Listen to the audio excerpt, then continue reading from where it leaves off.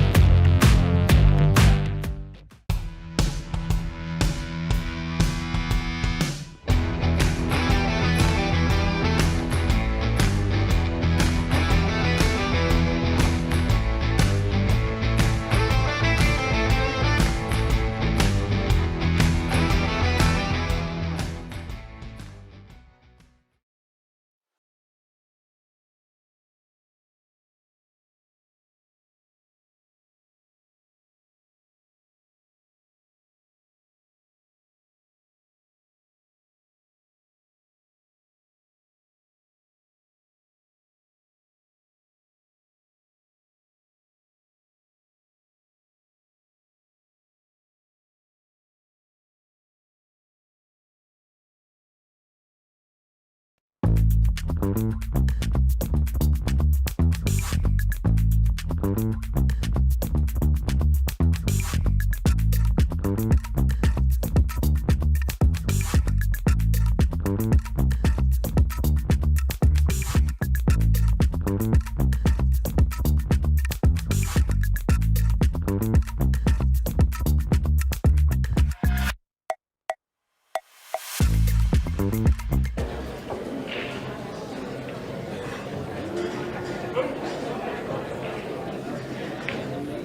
All right, ladies and gentlemen, welcome back to Ultimate Pool USA's Kansas City Open.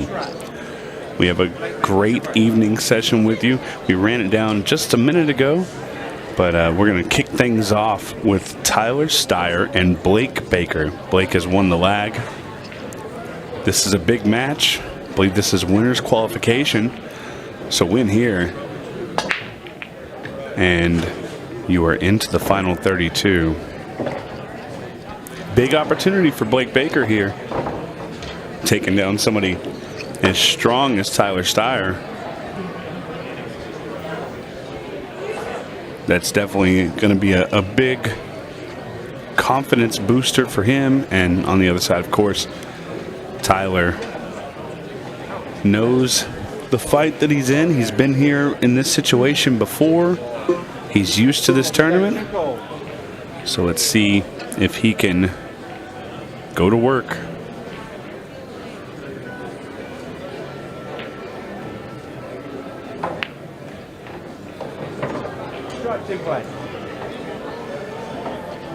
And Blake is working things over on this first rack.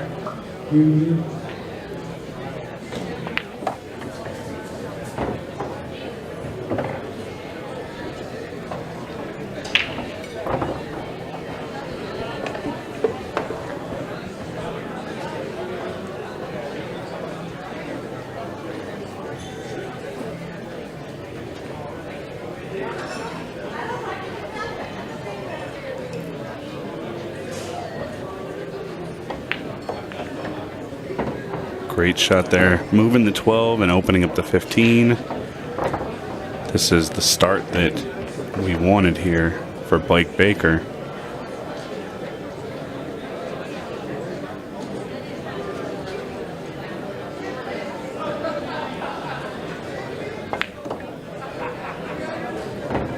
Nice and smooth.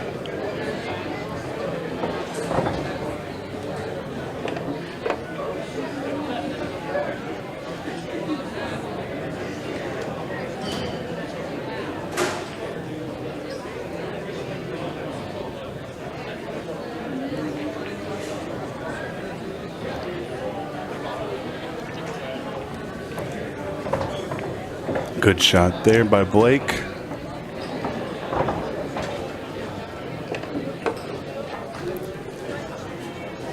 He's looking here to start off really strong against Tyler.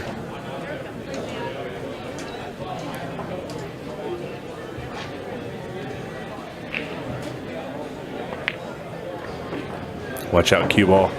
Oh no. And Steven Jameson, what do you think about that one? Yeah, good evening, folks. I think I'm thinking the same as absolutely everybody. He's a little unlucky as Blake, but it was always kind of on. And screwing to another ball like that, it was heading in that direction. He had to be a little bit careful.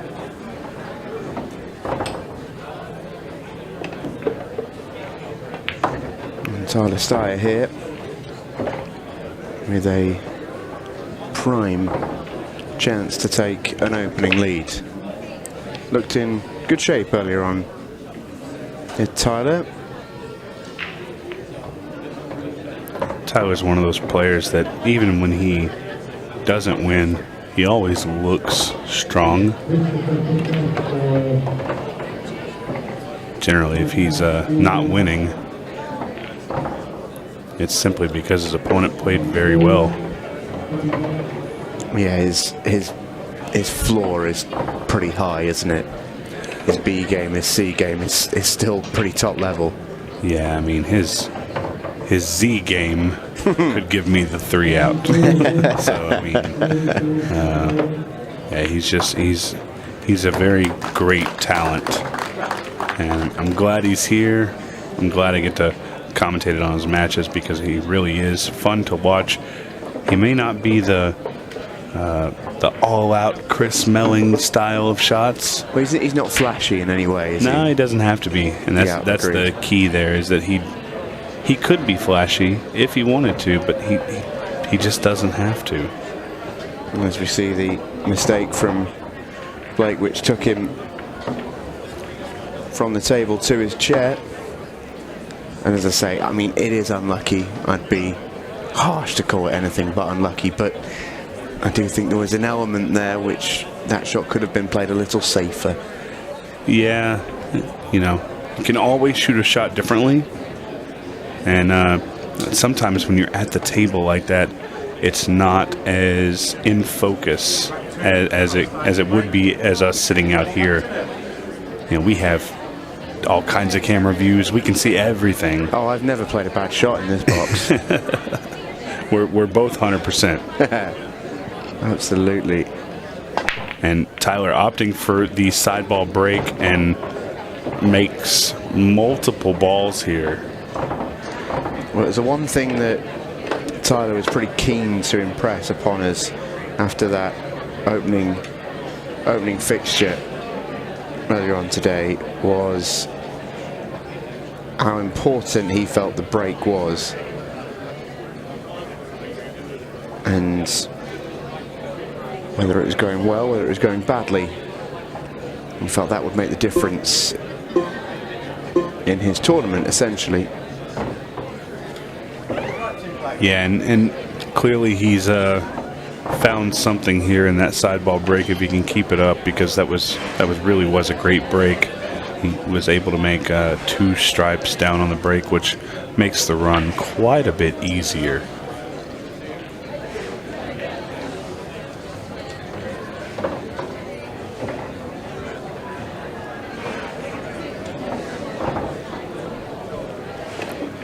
We talked about it a little bit before this match started.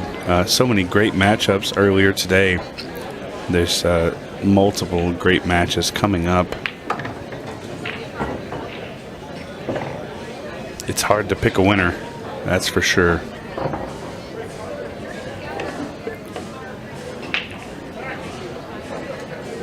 And these are just the winners qualification matches. There's a couple of guys coming up from the B side. They're not ready to go home yet, that's for sure.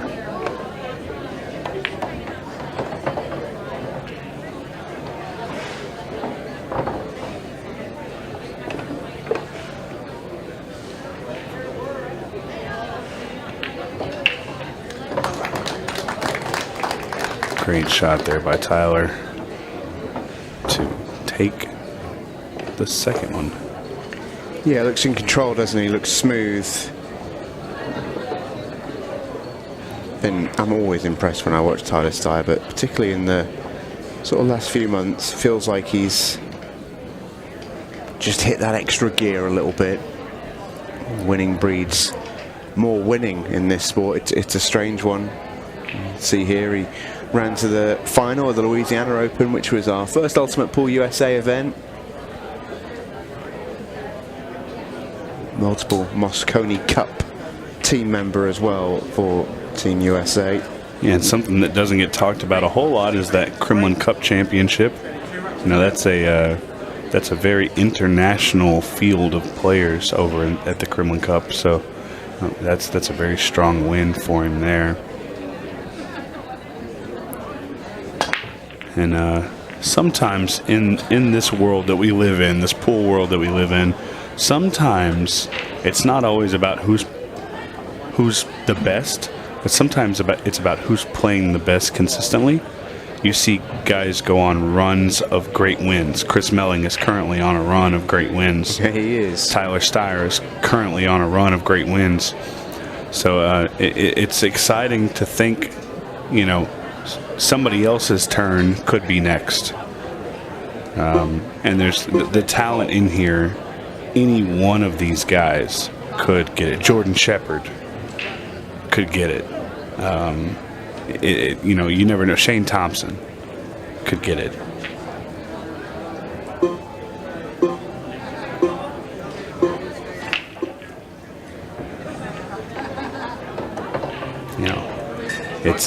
it's a little wild to think about how good the talent is that we're seeing.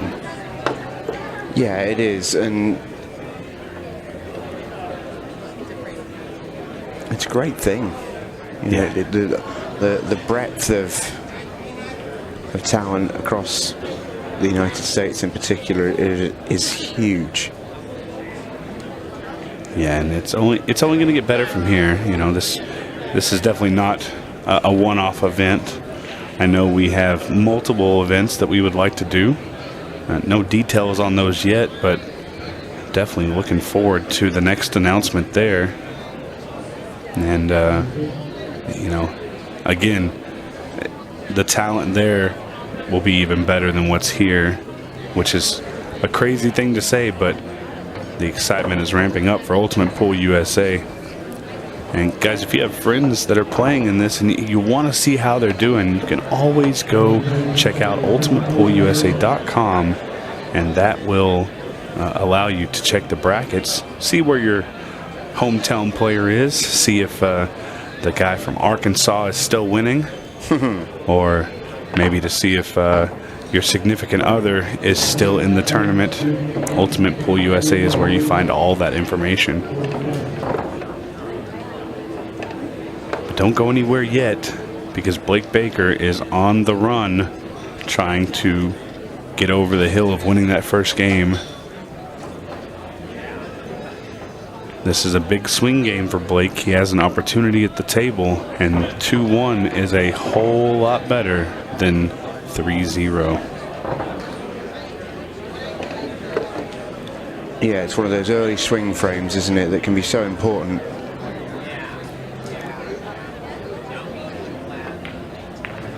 Something I used to talk about with one of the really good American coaches, Joey Gray, is it would be nice to see a stat of your cost.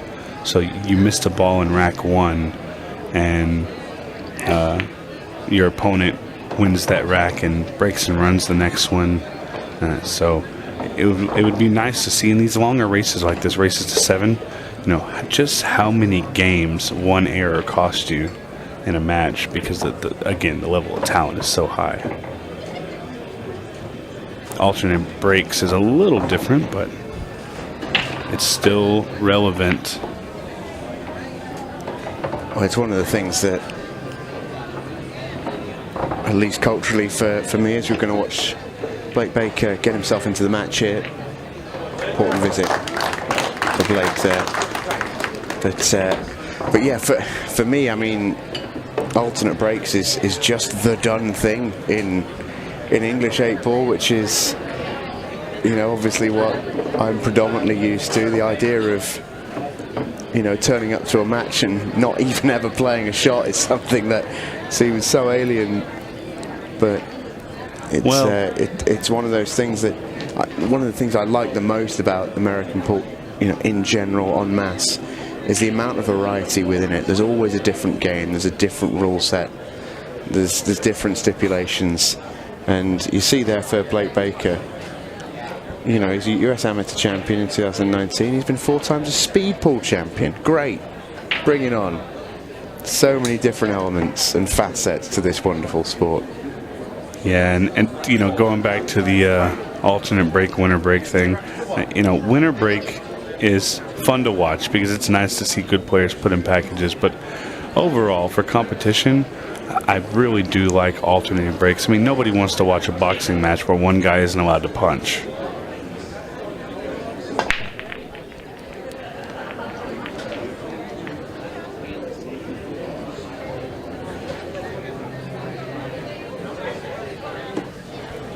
Big break here, but nothing falls. That sideball break was working well for Tyler just a minute ago, and here just seems to be a little dry.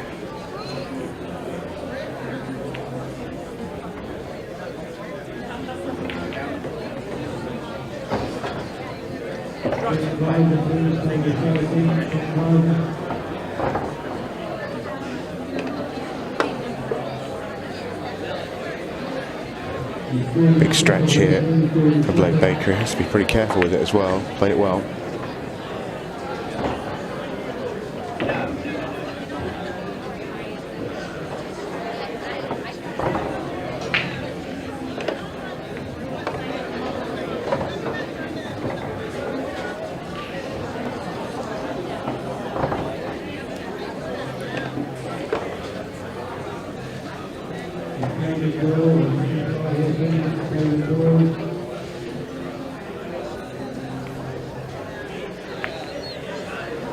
Yeah, that's nicely played. This was a fiddly little visit for Blake. It's not getting any less fiddly, but he's kept going. Just lost the cue ball a touch on that one. Yeah, and that's one of those things that it's generally a very bad thing to lose the cue ball when you're playing somebody like Tyler Styer, but Blake has firepower when it comes to shot making. Look at there, just like that. Wow. And he's developed absolutely everything. I think the 14 ball now goes. It's definitely a little touchy, but I do agree with you. I do think that you can put it in the pocket, and even if you can't, you know, being able to block a pocket a little bit is never a bad thing.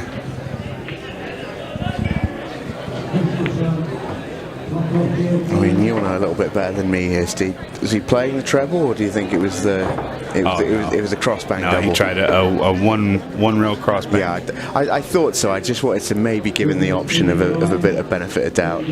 Yeah, no, that what a great shot that was. Slow down. Oh no! He's gonna have to keep on digging. So. Yeah, most players play that ball with a little English and to try to promote, if they miss short, to try to promote the second rail. Oh, and that's going to be a ball in hand foul and he makes the ball for Tyler. Don't kick the man when he's down. Oh. I think he judged his lines off the wrong ball there.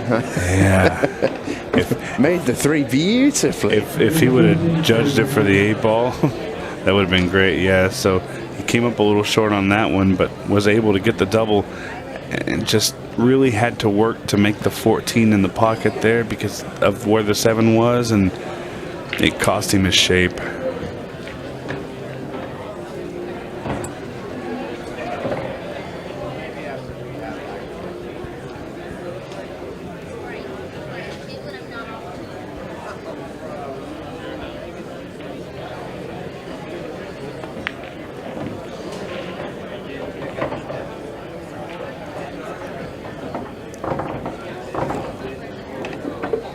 For anybody unfamiliar with Ultimate Pool USA and the format and how everything rocks and rolls, we are playing international 8-ball rules. Generally the same game as American 8-ball. There's just a few things that are a little different. If you're not too keen on the rules, you can always go check out the rule set. International 8-ball rules. Again, mostly just normal American 8-ball. A few subtle differences. That's what's nice about the format too, is this is the game that we all know, that we have all played before. Yeah, the differences are so marginal, aren't they? Just little tiny things. Most Americans, this is the very first game that they play is 8-ball. On a small table, as a matter of fact. So obviously, everybody has their own experience, but I think the general consensus is the small table and 8-ball is the first game you learn. And the rules that you learned with are probably really close to the same as to what we're playing now. Again, just a few marginal differences. Nothing to really change the game. Here we see the attempted 8-ball kick out for Blake Baker. Made the 3-ball beautifully. Yeah, that was a great shot on the 3. Unfortunately, he was not attempting the 3-ball, and it's going to cost him the rack. 3-1, Tyler Styer. But he is giving up the break to Blake. His alternating break format. Tyler, of course, with the dry break last time. Let's see if Blake can turn it around here. Oh, he's got a ball. I don't think the split's going to be nice. Oh, I think you'd rather have not made a ball there. Yeah. Who wants to play the first shot here? This is an awful, awful leave. Well, I know what 5-ball he's going to call first, shoot first.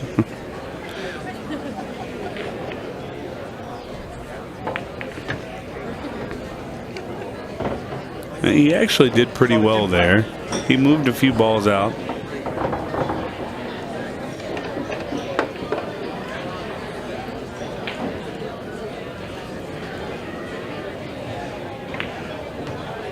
What I've really noticed about the last couple of days and watching people play on these in this Kansas City Open environment is just how incredibly aggressive everyone is playing this form of the game. We've seen so few safety shots over the course of the last couple of days. Something that me and Cleve talked about is the UK way, especially with looking at like Amy Beecham. The UK way of playing this game on the smaller tables with the smaller balls and all that is very much so a tip-tap type of game. I mean, obviously the guys and girls can play incredible shots, but it's very much more simplistic. You want to make it as simple as possible, and so do we. However, because there are a little differences in the tables and the balls and all that, we tend to move the cue ball a little bit more, and in turn, when you're learning to play, it seems like the promotion of just breaking the ball out is much higher. I mean, something that I've always heard is that 8-ball on a small table is a very easy game, and it's easier for the better player to get out. And I somewhat agree with that. Yeah, somewhat. It is definitely easier to get the breakouts and stuff like that. However, the crowdedness of the table, like in a rack like this, it also can make it harder. It tests your cue ball a lot. It really does. And we've seen that over and over and over again this weekend already.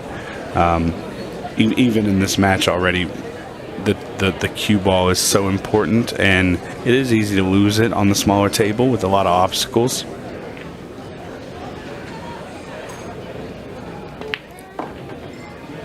But yeah,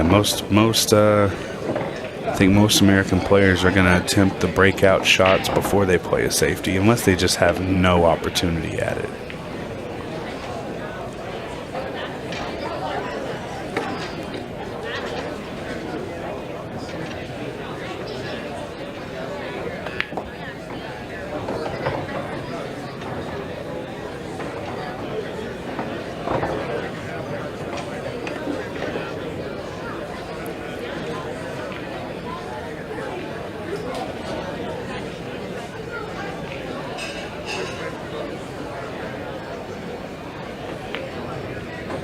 There's a good shot by Tyler.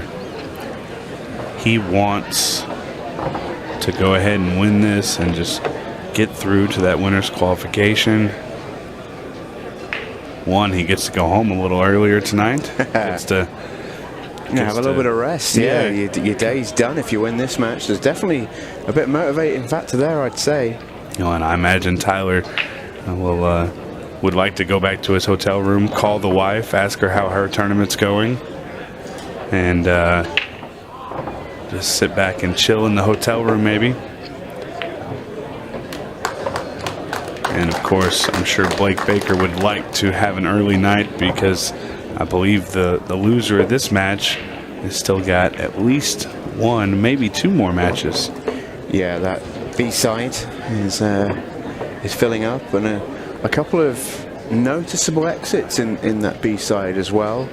You saw earlier on Sam Henderson on the table, defeated by Amy Beecham of England, and a super performance from Amy, it really was.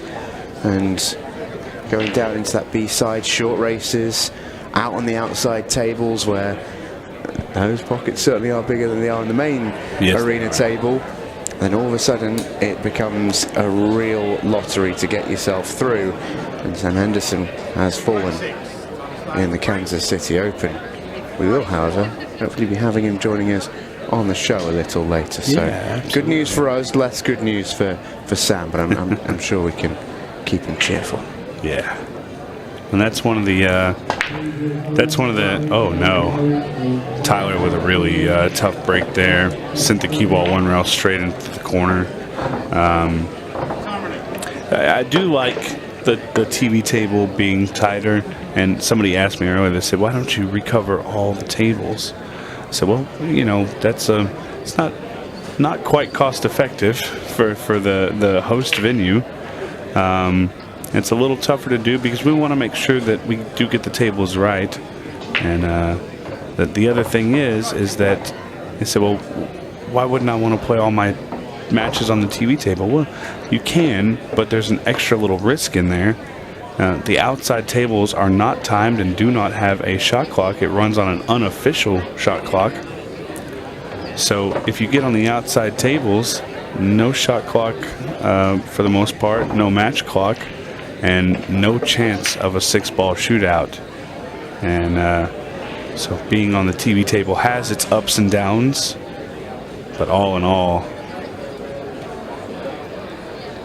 this table's playing pretty great. And the outside tables are playing good. They are just a little bigger on the pocket size. Oh, Blake. I'm not sure if he wanted to roll back that far. I do think it makes things a little difficult. Just had a little bird in my ear. Just tell me that the loser doesn't play until tomorrow morning.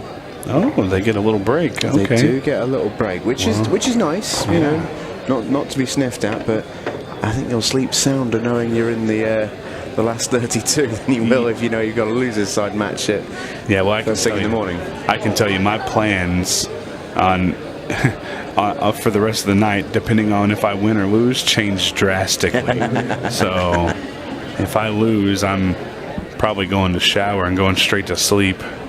If I win, maybe I'm gonna celebrate a little bit more. In goes the 3-ball for Blake Baker. Little loss of turn for Blake. And this isn't a great situation for Tyler here. He has all the firepower in the world to get out of it, but in the end, you still have to execute. Yeah, the way that's come out is actually come out a really nice shot for Blake Baker.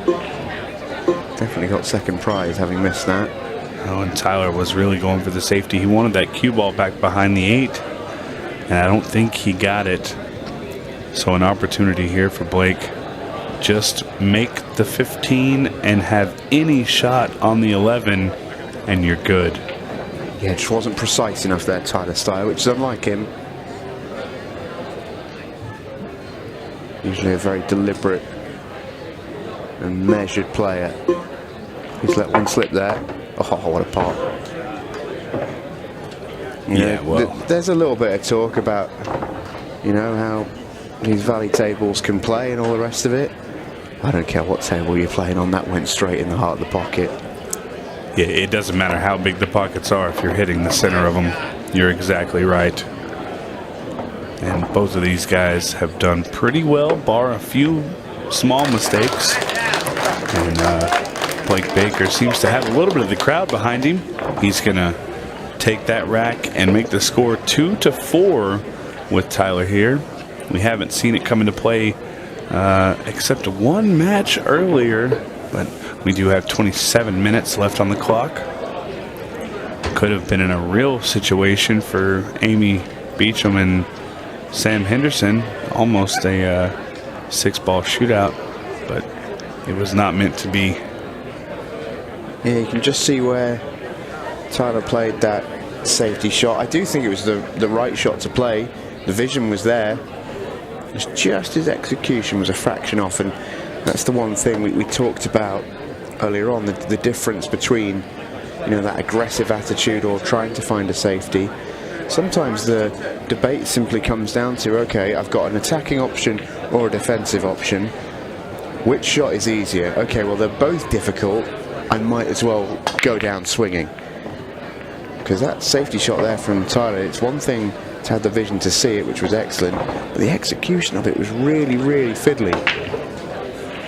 Yeah, and this rack is important for Blake here because the swing on this rack might be the most important one. We're looking at either a 2-5 or a 3-4, and I feel like that's right in that number where if you go down 5-2, it can be a confidence breaker. And on the upside, getting within one game at any point in the match is definitely a confidence booster. Especially having started a little slow. Momentum feels like it's with Blake at the moment. And it seems like when we came back from the break, both Tyler and Blake have had kind of a slow start. But I expect they'll settle in pretty well. Unfortunately for them, either way, they're both done for the night after this. So just make it through this one.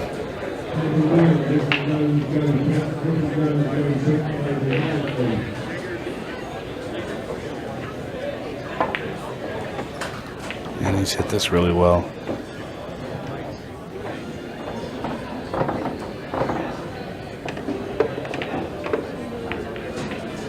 Well, and this rack is the most important for Blake as of yet.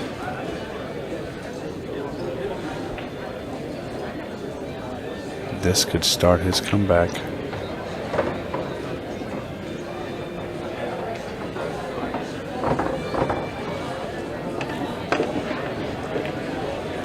Huge swing frame in the match, and Blake Baker has won it.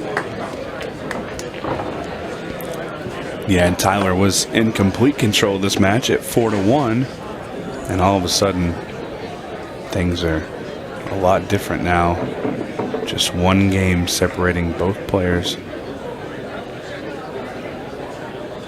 And Blake does look very calm.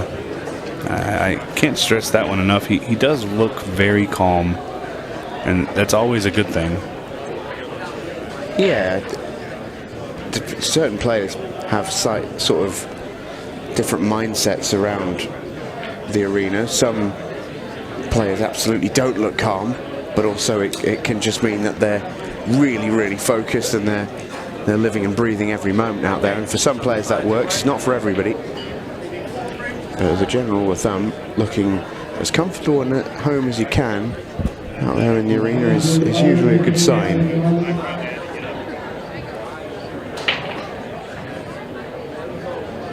And this is a big break for Tyler. Needs to keep the cue ball on the table at all cost. Makes a ball, the cue ball stays up. We've got a fight on our hands. Tyler Styer absolutely has a great opportunity at this run out. I think I like the stripes here. 6 ball's a little funny, so I do think I like the stripes with the 14 balls in a weird spot, but once you take the 12 out of the way, it changes everything. He's just got to work out how to get around these balls.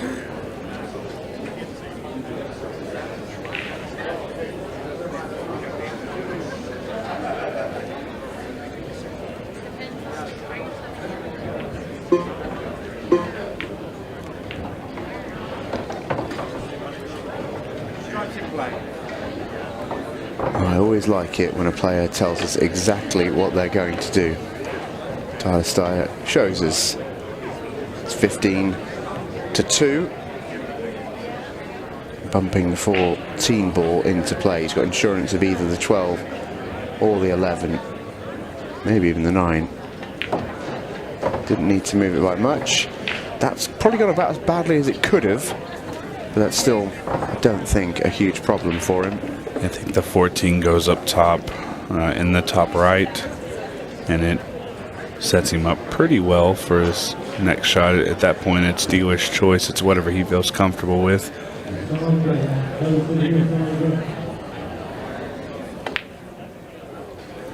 Well, I mentioned it ran about as difficult as it could have for him. I still didn't expect the miss to come. That is a surprise. Yeah. Blake Baker with a big opportunity to square things up at 4 each. And I'd like to see what happened on that shot there. Tyler, not too thrilled about that one.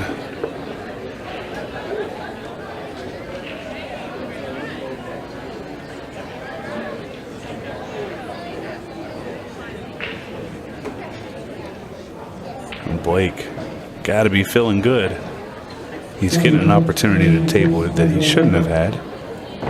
He needs to make the most of it. 6 ball's still tricky. He's going to take it out of the way right now. Oh, no. Oh. That's okay. Yeah, that's going to work. The 7 ball has a pocket in the side. And really, at this point, just getting a good shot on his next ball should put him in prime position to win this rack. Doesn't have to be perfect shape, just something.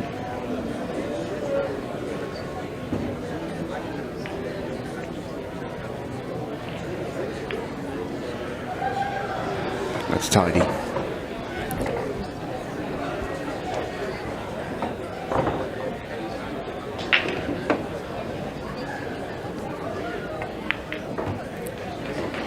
Oh, that just kept on rolling.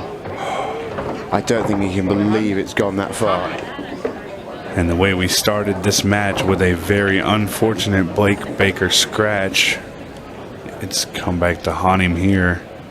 Both of these guys knowing that they should not have another opportunity at the table.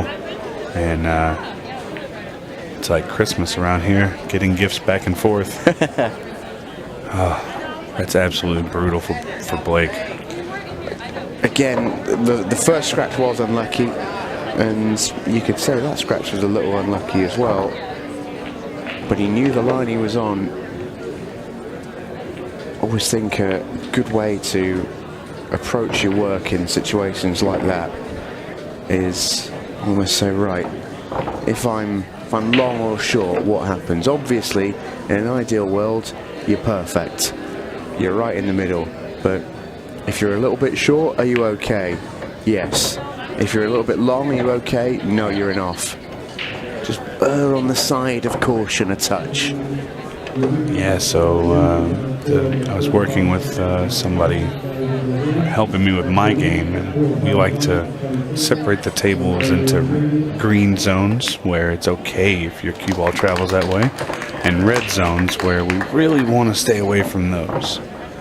Side pockets that I imagine are a pretty big red zone. Well, and obviously it changes every shot, but obviously on any given shot, if you can go one path and never cross the line of another ball, that's great. Look at this shot here. And Tyler, I don't think he did much wrong with it other than maybe the speed. Blake here with the really, really tough scratch. But yeah, so, on that shot right there, his obvious red zone was behind the 8 ball, but and into the side pocket, I think he could have came off a little bit on the speed and stayed, just, took his medicine, a tougher shot on the 3 ball, and I think it would have worked out better for him, obviously. The only defense I'd give for Blake there is, yourself, because he had to play that with bottom, he had to draw it back, because if he played it natural, it actually goes the other way, goes towards the top of the table. So you had to have a little draw on it. And whenever you're drawing on a shot like that, you feel like you almost have to cue through the ball, and that naturally plays the shot that little bit harder, especially on these American tables. Playing that little dabby, little touchy shot is so difficult. Yeah. Well, and I've done it a bazillion times. That shot has an opportunity to scratch. The line, and you still just don't get enough on the ball, or you get too much. Keyframe that one. It was a chance for Blake to level it, but he's got the opportunity here in this 9th frame of the match to try and get back within 1.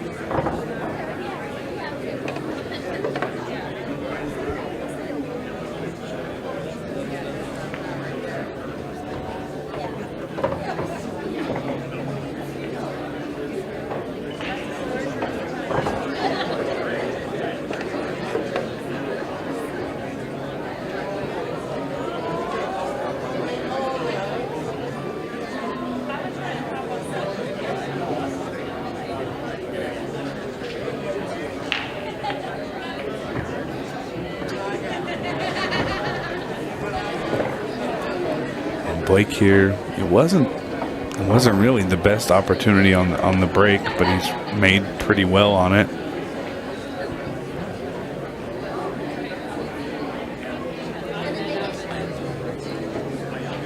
I'm not sure what his plan here is. Yeah, the 14 is an awkward ball. The 11 ball is just tough enough of a shot that I don't really want to take it on and try and get precision shape.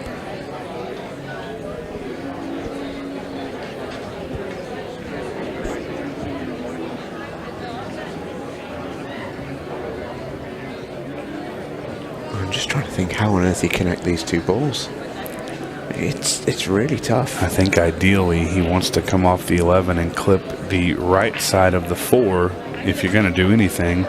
That's not exactly what I saw, but it's going to work out for him. It's now makeable, but you still have to go through the process of making it. It's not the easiest shot in the world. Yeah, this is certainly missable.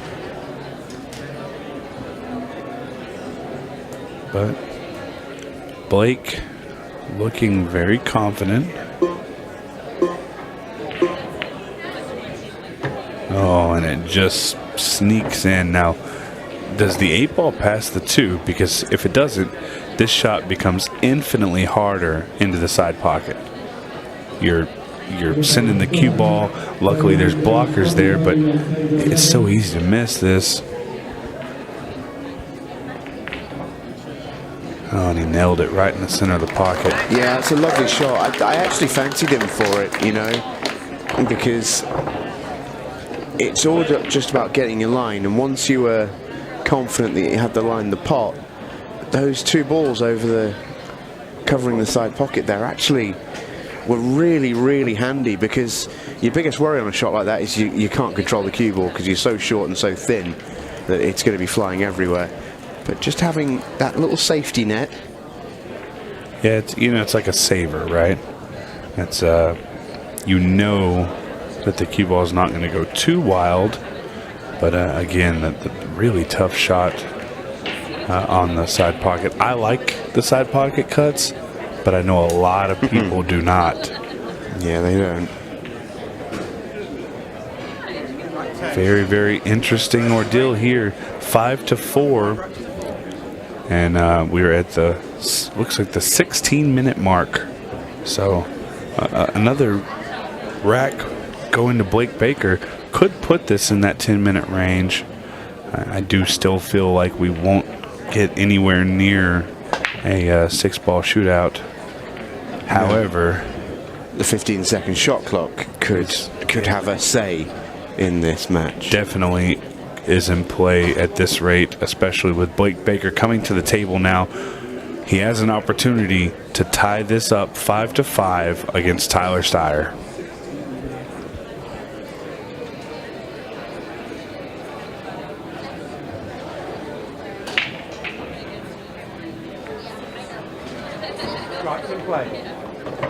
That's a great opening shot.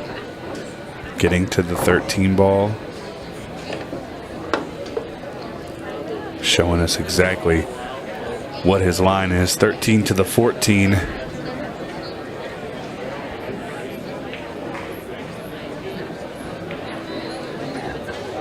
He's definitely done that well.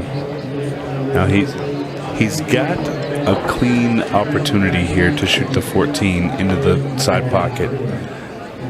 The 12 ball, or the 15, I can't tell which one it is. It's a 12. If he does clip it, never mind. Yeah, I think that was the safer bet, was avoiding the clip. I actually like the clip because I think it opens up your 9 ball, but it doesn't matter now because Blake's really hitting this ball well. Yeah, he's starting to move more confidently, isn't he? Yeah. As this match wears on. The movement around the table, the confidence, you can see it coming out. He's very stone-faced, which is perfectly okay. And all in all, he looks comfortable.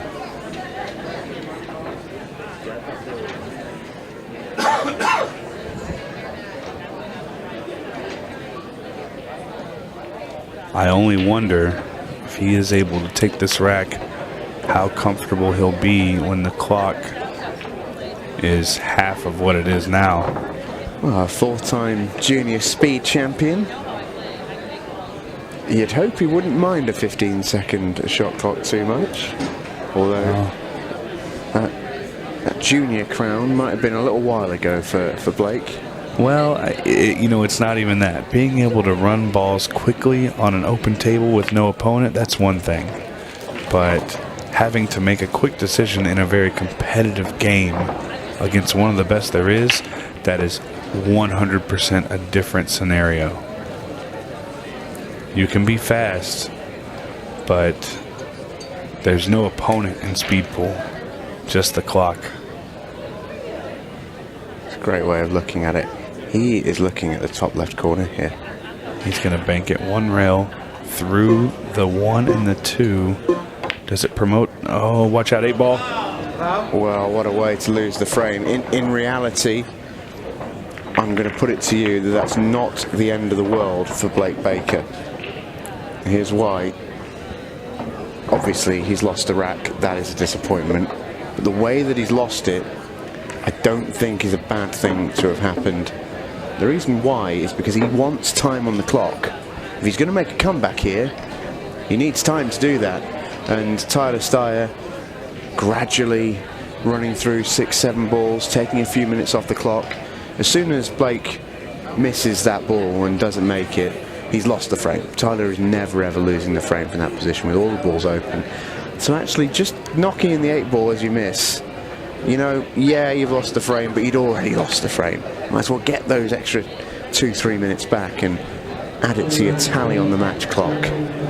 Yeah, no, I think you're right there, because in that situation, do you want to be playing Tyler Styer on the hill and you're at 4 with 11 minutes on the clock, knowing you have 1 minute until that shot clock comes in?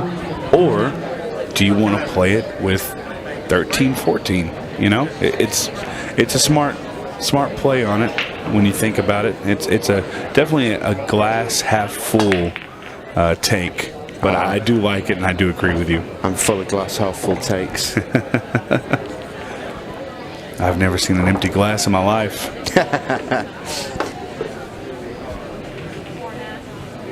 Generally because I just get a refill, but,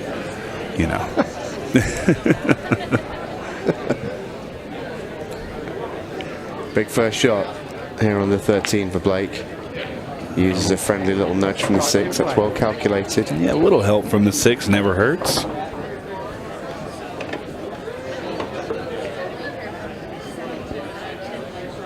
Now we're in a similar situation that we were in last rack, but I think it's a little easier to get out here. Not as touchy as the last rack. And Blake Baker taking his time making a decision. This is what I like to see in this arena, because I think some people are misconstrued that 30 seconds is hampering on your play. And it can be, but for the most part, it's a lot of time. It really is. Yeah, and it's always been the way. Whenever, shot clocks have shrunk, there's always been that little bit of resistance and reticence. But 30 seconds is a nice time. It really is. We've seen that in the UK scene over the last 10 years. 30 is A-okay. Loads of time on 30 seconds. And if you run into, a really tricky shot, that's what extensions are for. But I definitely think there's an element of players who can slow themselves down, but to their own detriment, really. Sometimes you don't need to check the angle 14, 15 times and convince yourself that something doesn't go or does go. Very, very true, Stephen.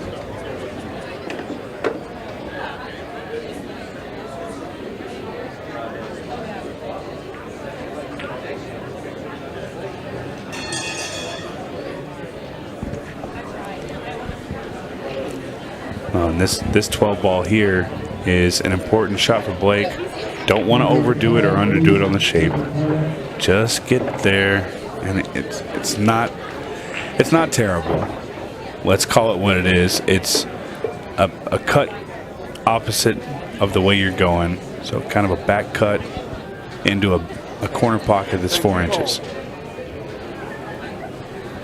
It could be a lot worse.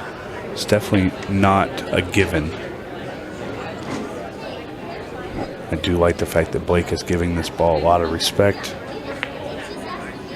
Heart pocket, never in doubt, and we have ourselves a ball game.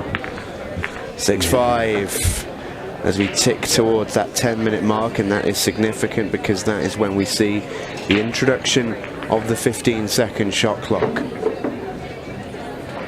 And I think Tyler Styer here, the only thing he doesn't want to see is a messy rack. And some people might be thinking, well, why do we change the shot clock partway through a match? And it's all geared towards speeding the game up. That's what we're all about here at Ultimate Pool USA. We love our game. We love 8-ball. We love all forms of pool, but we love our 8-ball in particular. And it can be a very, very slow game at times. Certainly before Ultimate Pool USA came along. Not anymore. 30 seconds a shot, loads of time on that, and you got a race to 7. Okay, let's get the game won. And if you want to play a little bit quicker and avoid the 15-second shot clock, well, you do that. But if you find yourself into it, well, we're going to force a result, force you to play that little bit quicker. Well, you know what I like in this too, and this is an interesting stat that I don't think you're going to know. So this actually reminds me of baseball. When baseball goes into extra innings in certain leagues, they actually start a runner on second base just to put a team in scoring position. And so, like you said, it's just a way to speed up the game when you've pushed it to its brink already. Yeah, and it can work as both an incentive and a deterrent. Well, and this will be, I believe, the last shot of that 30-second shot clock.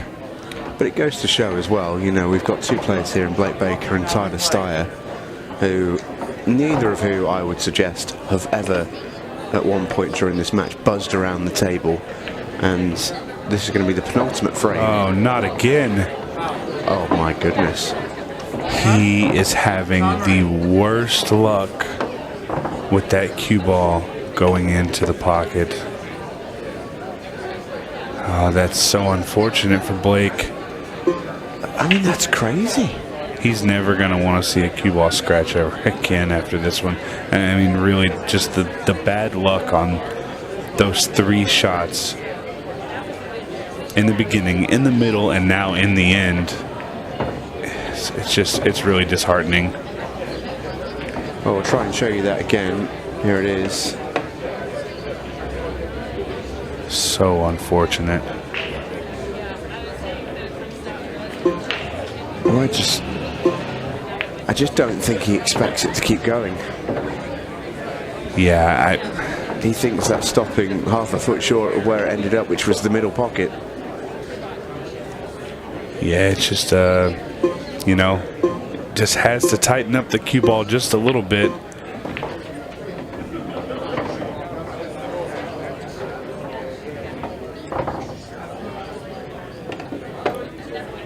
Tyler Styer making sure only needs this rack. And we are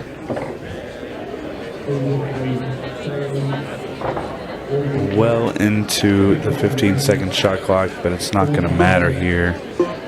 Tyler's very comfortable and just 3 balls away from sending Blake Baker back to the hotel room for the night, but on a sour note, as he'll be going to the losers bracket.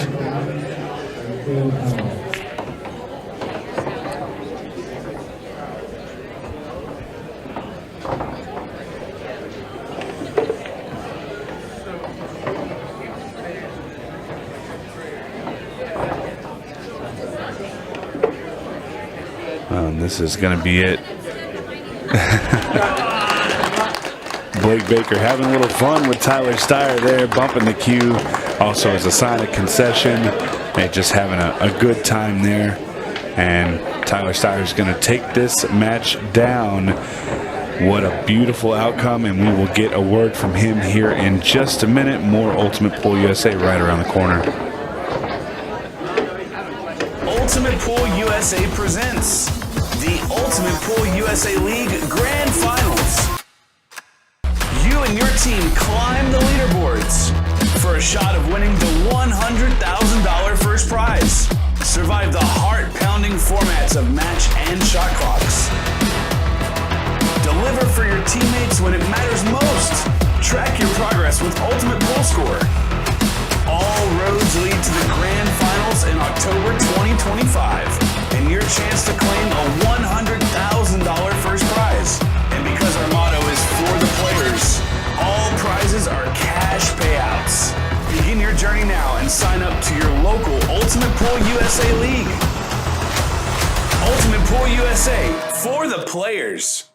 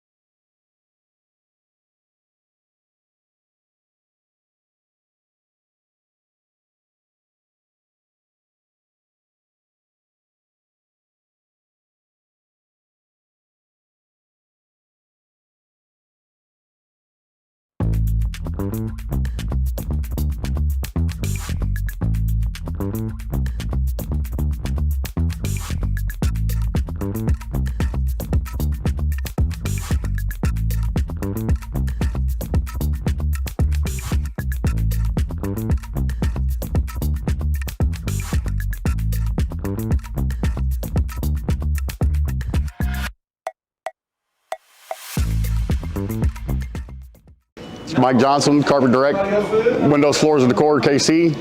We're here fitting the carpet for the Kansas City Open here at Side Pockets, Blue Springs. Wish everybody to have a good time and good luck. My brake tip is completely different from everything that is on the market. It combines the qualities of like a playing tip with a super powerful tip. It's like a tip on the steroids. You can open with less power and still have spin and split the pack perfectly, but you can go for the power braking and you still have control. You just need to know how to do it. A lot of players that they told me that because they use so less power on braking, they can focus on accuracy and the rack always splits the way they want. And because they are not using the power, they keep that accuracy and its reliability. I believe that when you're going to buy something, you need to believe on it and buy it perfectly. And on my side, what I believe is if I'm going to offer you something, it needs to be better than I was expecting before buying itself. The increases, it's fantastic, it's super good. And they are consistent, they still have power or more power than the normal tips, and they last. And that's what I want. It really feeds me on.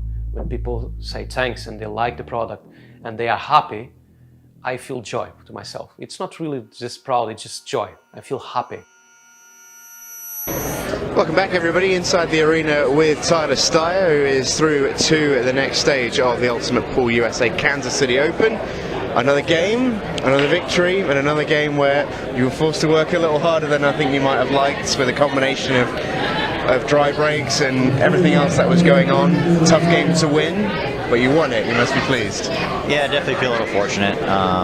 The dry breaks killed me, but I also didn't get out a couple times than I should have. After the last dry break, I thought I was done. You know, I thought Blake was going to clear up and then clear up the next one. So The slippery table, you know, I think got him a little bit of an experience there on just playing on match tables like this, but he's only going to get better as he plays on it. So Yeah, and you saw it a couple of times, and I wonder if you're what sort of personality you're like around the table. Are you the sort of player who feels zero sympathy for your opponent, seeing you that super killer when you're at the table? Do you feel a little bit of sympathy when you see moments like that happen? He had a few really tough breaks in that one. not really, because I've done it. Yeah, I respect that. I did it when I didn't have as much experience as well. So I mean, you live and learn, and I know he's going to be a stronger player, and it's going to be tougher and tougher to beat him as we get older and play more matches. So no, not at all. I respect that answer a lot. There was some big moments in that match, though, and I find it quite interesting what you said there about how you thought it was starting to slip away from you, and certainly watching that, it felt like the momentum was all with Blake towards the end of that match. Were you conscious that at one stage of the 15-second shot clock coming in and maybe changing the match even more? Not really, because the more I've played on the 15-second shot clock, it really doesn't bother me. Like it doesn't bother me to shoot at 2 seconds, 1 second. Like it doesn't really. I don't really care. But yeah, with the break, it's tough because we're not using a template. We are using a hand rack. So you would think that you'd try to make adjustments, but if there's different spaces between the balls every rack, it's hard to make adjustments because there's no consistency. So it'll drive you nuts a little bit for sure. For sure. It will. I mean, this game is crazy. We know it. It's what makes it great to watch, but it can be murder to play. Yeah, we know that well. definitely. Well, look, Tyler, you're through to tomorrow into the last 32. Best of luck for that. And in the meantime, we're going to see a next match coming up on deck for you. Chris Melling is in action. He's taking on Sean Jones, and Chris was in fine form yesterday in the Ultimate Pool USA Kansas City Shootout, taking out one of the great finishes that we've seen so far on Ultimate Pool USA. And Ultimate Pool USA Simon Webb has been delving deeper to talk through the real beauty of that finish. Thanks, Stephen. Yeah, good to have a look through this brilliant finish from Chris Melling. It was maybe not in the most high-pressure moment because he was, in his own words, running down the clock, but there's still enough time in the shootout match here against Sam Henderson for it to go wrong for him. But he comes to the table with absolutely nothing on, and he says he's just potting balls to run the clock down, but there is enough time, and you can see here, first shot, don't know whether he's trying to move the ball at the top or land on the ball at the top, but it may not go. So now he's looking down the table, looking for options, and, well, there isn't a lot. He's got one ball at the bottom that he has to work out, which is a 12. The rest you think you can pick off. But this shot here is where things start to go wrong. Overhits this one quite significantly.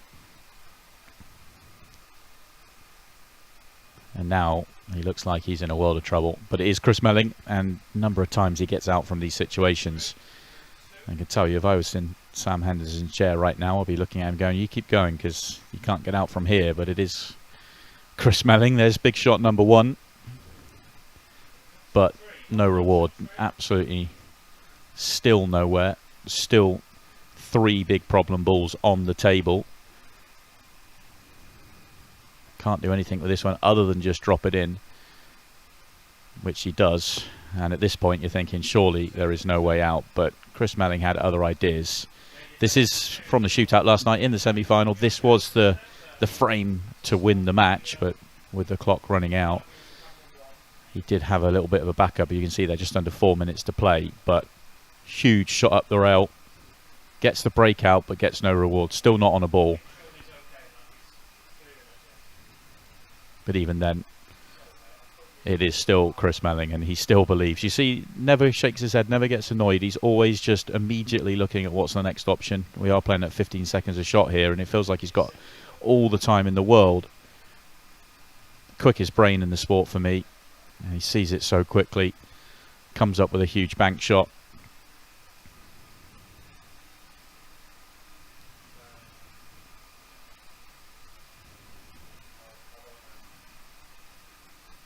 And it's another bank shot, and at this moment he knows he's won the match.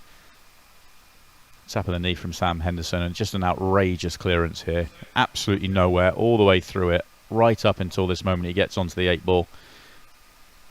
Takes it to the corner instead of the side, and comes forward. You can tell with his reaction here he really enjoyed that one. He knew that was a big finish. He knew he was nowhere all the way through that finish, but he gets out from those situations. It's Chris Melling. He is the magician, and he does that so often. And if you like clearances like that, then there may be some more to come, because he is straight back in action tonight. He has Sean Jones for company, trying to make it through to the last 32 of the Kansas City Open.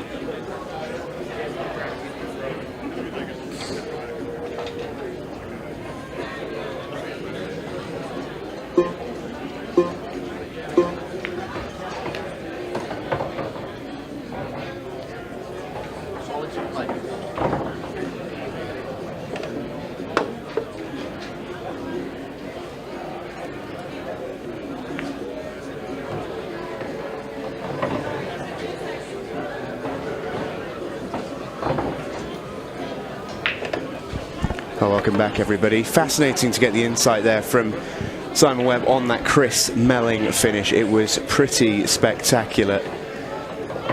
And a man who felt the full force of that joins me in the box for this one as well. Sam Henderson with me on the commentary. Sam, thank you so much for joining us. It's been so brilliant having you here this weekend in Kansas City. How much have you enjoyed the whole experience? It's been great. I mean, it's been new, like I said before, with the whole shot clock. You know, it's been exciting. It's been fun to watch. You know, everything's just been great.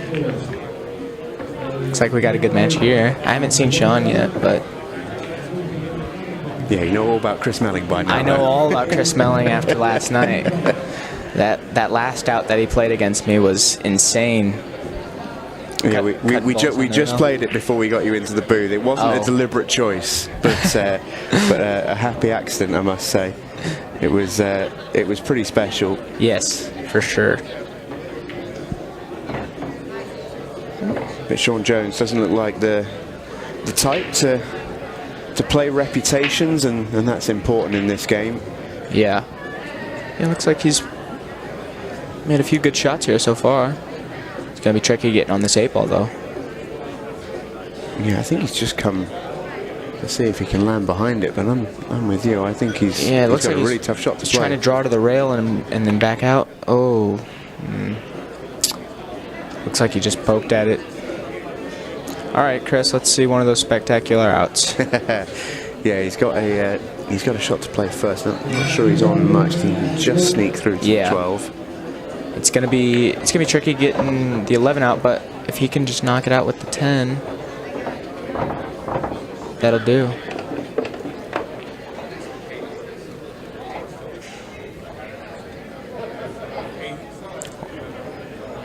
He may even try off this one. That's a lovely shot. That was great. Yeah, it looked like the 1 ball was a little in the way for the 10 ball to be the breakout ball. Now you're still so annoyingly young. Do you find yourself when you're watching the game and someone like a Chris Melling, for example, are you almost mentally are you taking some notes? Definitely, his shot choice, if he chooses to either run out or play safe, I'm definitely trying to learn, take it all in.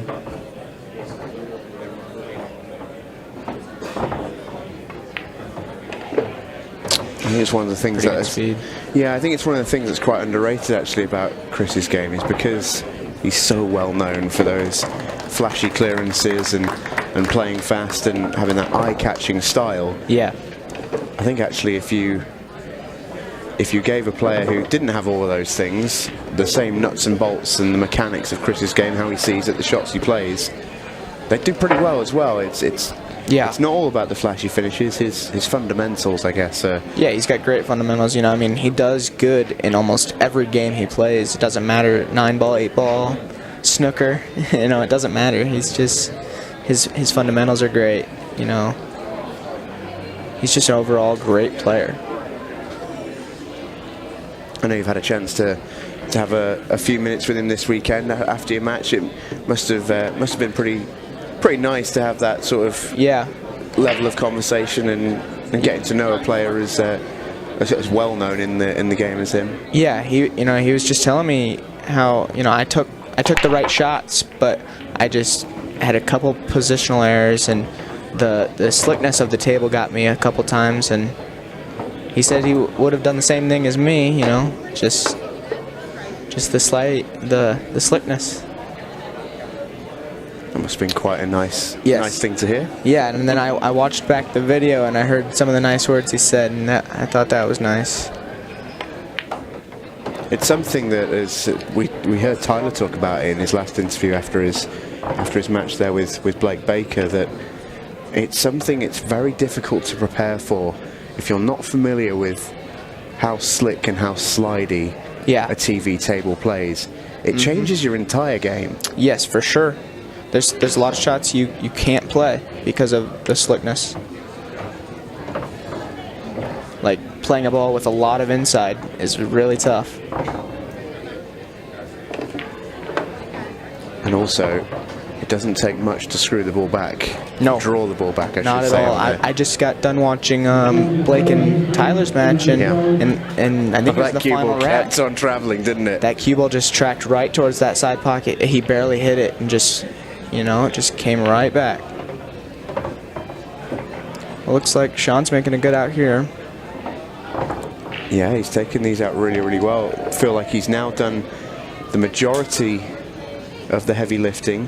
Looks a little frustrated, but I think he's okay here. Yeah, it's just a matter of getting on the 14 ball. And I mean, it shouldn't be too difficult. It's just laying straight in on the 9. Or, okay, yeah.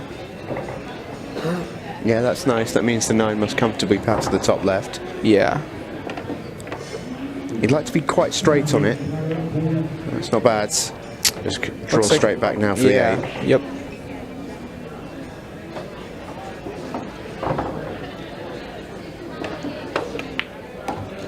Uh-oh. And there's that table. Yep. Looks like he can still make it, though. Yeah, shake of the head from Sean. I don't think he can quite believe how far back he's come. Stream table is something else. Oh. It's gonna my gosh. hover in the pocket. I mean, that feels like it's halfway over the shelf of the table. It definitely looks like, from here, it looks like it's well over halfway. Can't quite believe this one stayed up. Watch the replay. Somehow. Chris just drills it.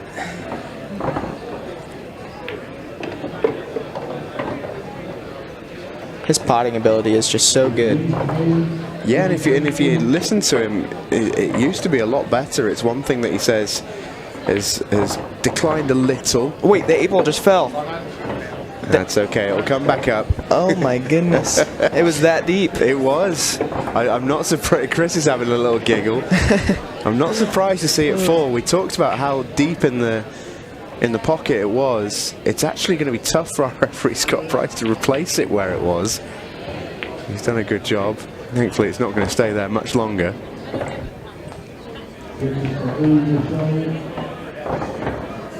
I was surprised it didn't fall when Sean had an attempt at it. I mean, I think we all were. It was mighty close. Yeah. It just makes it. It must be a strange feeling, because when you're out on that table, you feel like you're, an unbelievable QS, because you're barely poking the ball and you're drawing it all the way back. You think, oh, I'm great here. This is how close he was. And you can see actually, that's a great shot there on the replay. You can see there those modified valley pockets. Yeah. That was in on one of the outside tables. Oh, for sure. It was close to the heart of the pocket, one of the outside tables. For sure. How tight are these? These are 4 inches. These are 4 inches? Okay. Yeah, and they're slowly playing tighter. I'd even say, actually, that yesterday that would have fallen in. Yeah. They have ever so slightly stiffened up.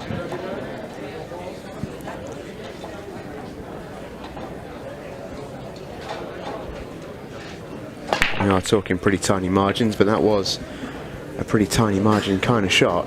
Uh-oh. Yeah, Chris again can't quite believe his brakes run dry. It's been a bit of a feature on this table, don't you think, in the last day and a half? Yeah, I mean, yesterday I think I had one dry brake yesterday. I found a spot that worked great, and then this morning or this afternoon when I played my match, I tried the same brake and it just didn't work. It must be so frustrating as a player. Yeah. I thought I had it down, but nope. Chris broke pretty well against me last night, but things can change in a day. Things can change in a game. Yeah, one rack to the next. What's he doing here? I did not think he could see that much of the 3-ball. Yeah, that's worked pretty nice. This was a congested layout at the top of the table, and I've been really impressed with how Sean's taken it down so far. Yeah. This transition shot, you sort of feels the only thing I can kind of go wrong. It's just got to get straight. Oh, that'll work. I thought he was going to try to get on the 4-ball. I think he might have, but just that it's how easy it is to draw the ball. But actually, I don't think it's bad because you can just come in behind the balls here. Yeah, it worked out.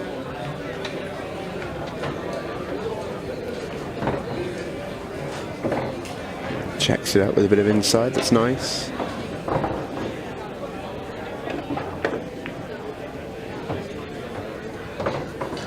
I think I might have played the 4-ball there. But whatever he likes. Yeah. It's a nice out for how, down at the end of the table. It was pretty messed up down there. It's a good out. Yeah, it was. And from even just, talking about the mechanics of that finish, yeah, great finish.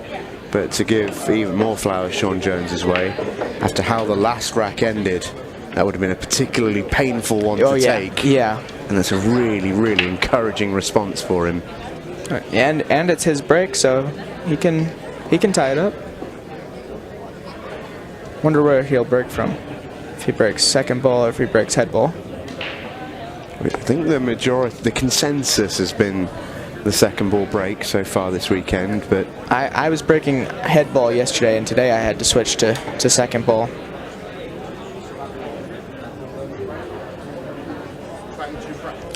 I've never played with the 8 on the spot before, so that was new. Oh, really? Yeah. Competition of firsts. So he breaks head ball and 14. Yep. I mean, what a break that is. That's great. Looks like the 15 ball and the 2 ball are the only problem balls. Yeah, and there's a discussion to be had there, isn't there? Because they're both fairly big problems. Yeah. He's decided that the solids are going to be the easier one to solve. I think I would agree with him on that one. How you solve it is another question entirely, though. Good play to get on the 2 ball right here with the 6, but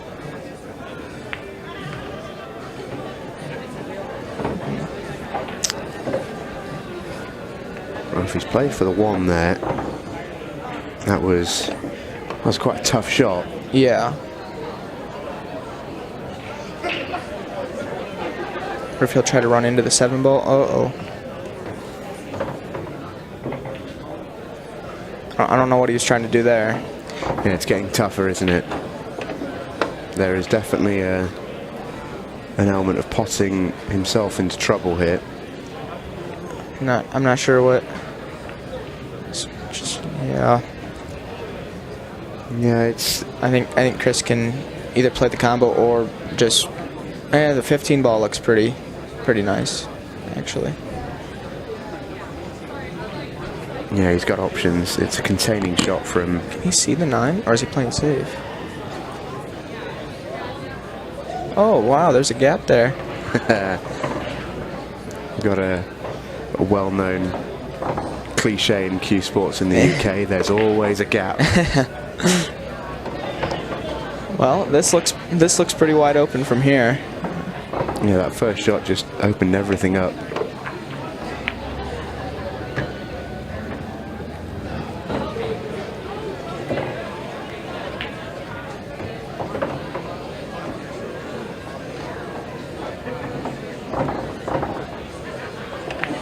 But even on a finish as basic as this, where Chris hasn't really had to play anything too fancy, it's noticeable that his pattern has been pretty perfect. Yeah. Yeah, his cue ball is usually pretty spot on, so. So into a 3-1 lead goes Chris Melling. Sean Jones can be heartened by the fact that he's had plenty of opportunities. I'm sure he'll be disappointed at the same time he's not made more of them stick. Yeah. There is Chris Melling from Keighley in England. That's not how you're expecting that to be pronounced. Nope, not at all. I would have said Keighley. Yeah, I can completely see why. The English doesn't make much sense at times. He was the 2024 Louisiana Open champion. He's a 2-time English 8-ball world champion and 6 times an Ultimate Pool UK Pro winner. Wow. Oh, looks like he's changing up the break here. Yeah, he's really making a bit of a song and dance about it, isn't he? He's really thinking about it. I don't know if he's breaking head ball though. Yep, still head ball. Uh-oh. All right. Well, stripes looks like the obvious choice to me. Especially if that 9 ball passes. Yeah, he'll be frustrated there, Chris, because, you know, kicked it off is never nice, but not to say that he was asking for it, but yeah, when you're going towards the general direction of a pocket, you are always at risk of that. I don't like breaking head ball from the rail. I'd rather break second ball from the rail. Yeah, I feel like you've got to. It can be very, very effective, but you've got to hit it so perfectly to square that cue ball back up.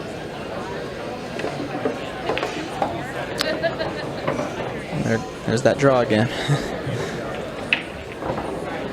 Well, we heard from Jordan Shepherd a lot yesterday in the shootout. A few interviews with Jordan as he went on to win the competition, and it's his first ever American pool event, and therefore he's having some similar struggles as Sean Jones is having here, because Sean doesn't have too much experience of this TV table, but by the same token, Jordan had very little experience of the American equipment, and he said it was so difficult because he feels like he doesn't know what's actually happening when he's about to play the ball, which is a bit of a scary feeling, I'd imagine. Yeah. So are the balls different sizes in England? In England, yeah, very different sizes, yeah. Okay, that's what I thought. So not only in English pool, where we talk about red and yellows, those balls are smaller and lighter, but the cue ball itself is smaller and lighter than those object balls. Yeah. Which makes the game entirely different. I saw Jordan yesterday. He had to make sure that there was no solids or stripes left on the table. He wasn't sure. Well, it's a good out there. Took advantage of his opportunity. And again, it's his break. He could tie it up. Yeah, he's sticking with Chris Melling here is Sean Jones, and there's a lot to be said for that.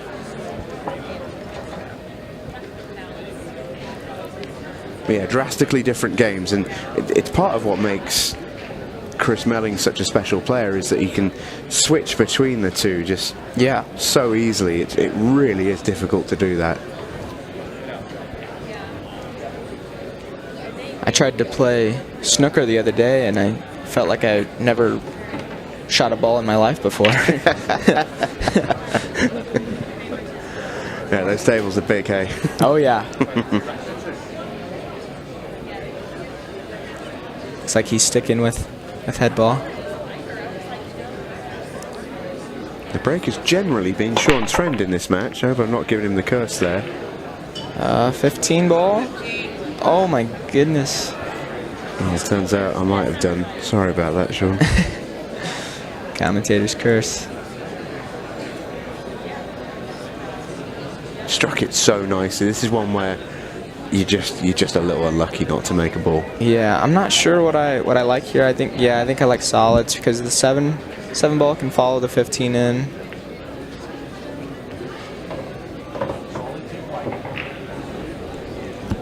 This looks pretty good for Chris. Yeah, those 4 solids that are, well, where the cue ball is right now, they look sort of congested, but they actually all just pick each other apart a little bit. Yeah. I wonder if he'll try to bump the 7 or just follow the 7 in. Follow the 7 in past the 15. Well, if he wanted to bump the 7, he's got the option off the 1 ball now. Yeah. Be interesting to see what he decides to do. He may see it as a little bit of a free shot, but he needs to make sure he's on his next ball, which I think is why he's turning it down. So all of a sudden, the 4 and the 6 there became a lot more difficult to land on once you'd gone south of the side pockets. Yeah. This is kind of a little bit of a tricky shot. He's got to play pretty good speed here.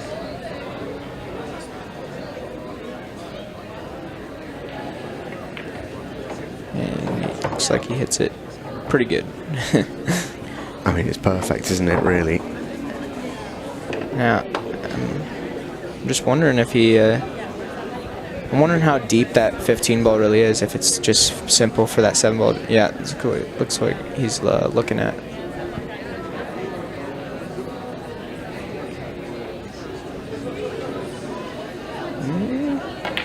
Oh, it goes. I didn't even see the top corner.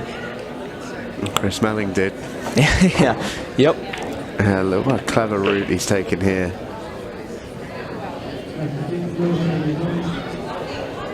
That's such an intelligent shot. I love that choice. He hit it dead perfect.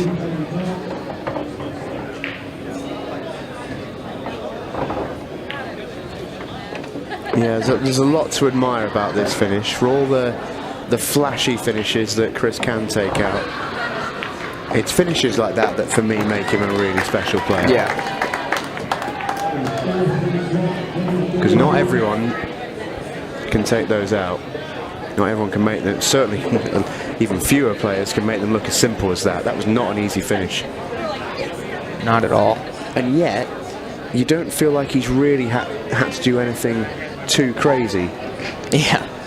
For what he's known for doing. Yeah, you know, the skill there was all in the cue ball. The pots themselves were never really that difficult. The artistry there was all in the cue ball control and the pace control. Hit that 6 ball great to land straight in on the 1 and then draw back to be straight in on the 7 ball. He's just having a little giggle here, Chris, with our referee Scott Price, who I should mention Chris knows Scott very, very well. And I think they're having a little laugh out there because Chris cannot get his brake working. And he will absolutely blame Scott Price for that. 2nd ball and nothing again.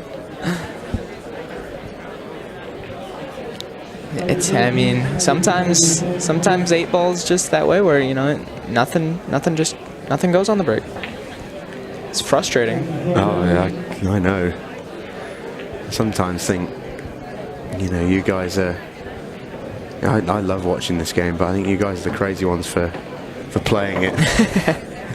It can be maddening. So stripes the choice for Sean Jones. I like the choice. Feels like he's just picking the pace of the table a little bit better. Yeah. Looks like this is the shot right here. Just gotta land on that 12 ball. And then everything else looks wide open.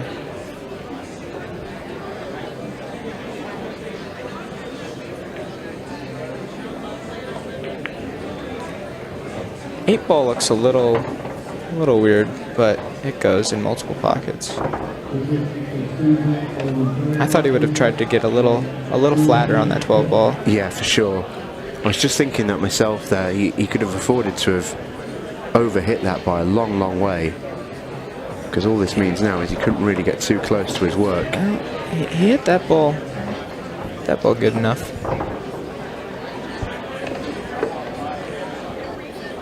Or if he'll go forward. Nope. I wonder where he'll play the 8 ball. Yeah, it's a good question. Because the 2 ball kind of blocks the... The 2 ball's exactly route. where you'd want Yeah, the cue ball to be, isn't it, really?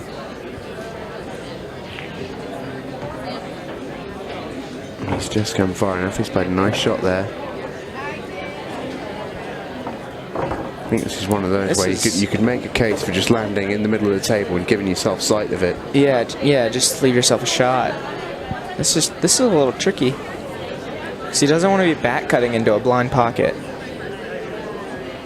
Yeah, that where he's putting his cue there, that is ideal. But that's a risky shot because the 2 plays very, very big. Oh, and so he hits it. Yeah, that was the risk with that shot. I wonder if he... I don't know what... Chris would have a shot for this, but... I don't know if he can just cut it straight in, play the 8 maybe off the 7 and into the corner. I think off the 7 has to be the shot. Oh, there it goes. What a shot. What a shot it is. What a shot. And he keeps himself alive in the match. That was a big shot. Difference between 5-2 and 4-3. Massive. Absolutely brilliant out from Sean Jones in the end. Great shot. Yeah, those are not easy to execute. Have another watch of this. Absolutely perfect carom.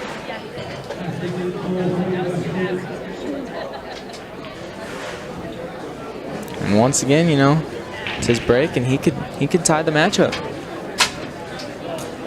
One thing I didn't know coming into the tournament was that the 8 ball counts on the break. Yeah, not today though. Oh, I forgot this. Different tournament. Different tournament. Yeah. It's they'll in a few months' time you won't even be thinking about that. It'll feel so natural, I promise. But yeah, the 8 ball on the break is a shootout specific rule. It's not a part of the wider international rule set. Okay. Which is a good thing. Sure. We love having it for the shootout. Yeah. It does just make things fun. Yeah. Always keeps us on our toes.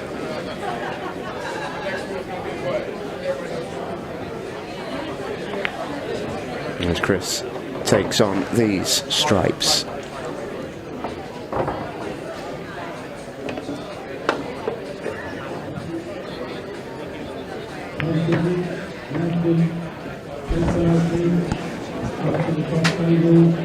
And on stripes here, Sam, I'm not sure I'm seeing too many problems. I don't think there's any.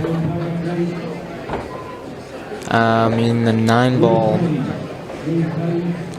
could be. Never mind. He's just gonna say, I'm gonna take it out right here.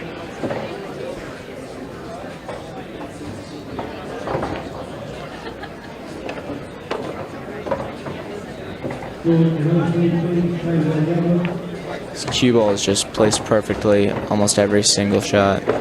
He's got it on a string. Yeah, makes the game look very, very easy when you can do that. He rolls in another finish.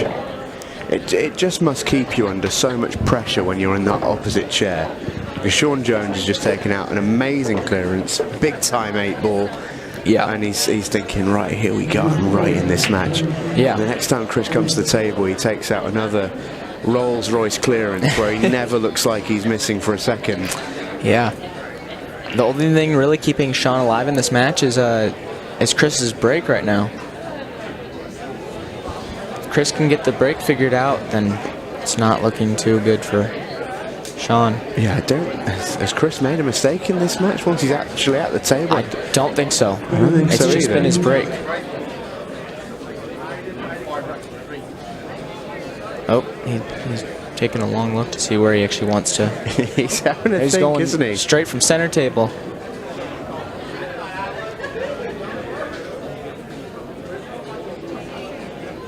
I get the feeling he's going to give this an almighty whack. I think he's going to make a ball here.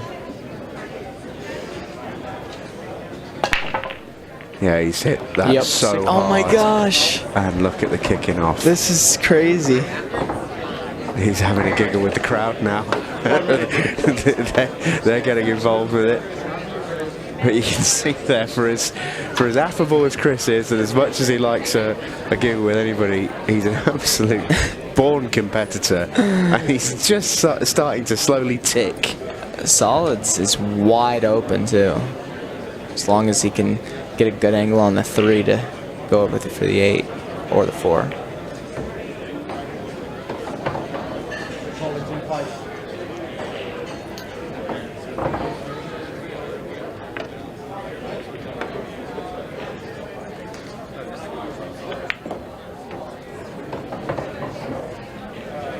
I don't see too many problems unless he gets a bad angle on his positioning ball for the 8 ball.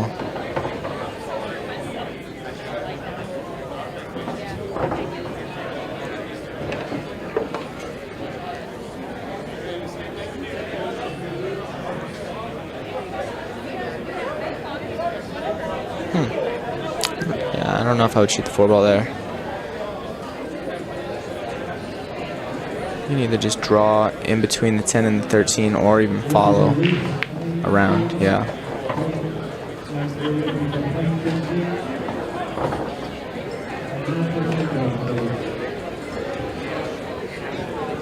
What we talked about earlier, though, you do get the sense that Sean is working so hard every time he's at the table. Yeah. And then, yeah, I mean, yeah. And then Chris just comes to the table and makes it look so, oh no. I need to stress, I'm not offering criticism of Sean here. This game is hard. This game is not meant to be as easy as some can make it look. But he's run into a little bit of trouble here.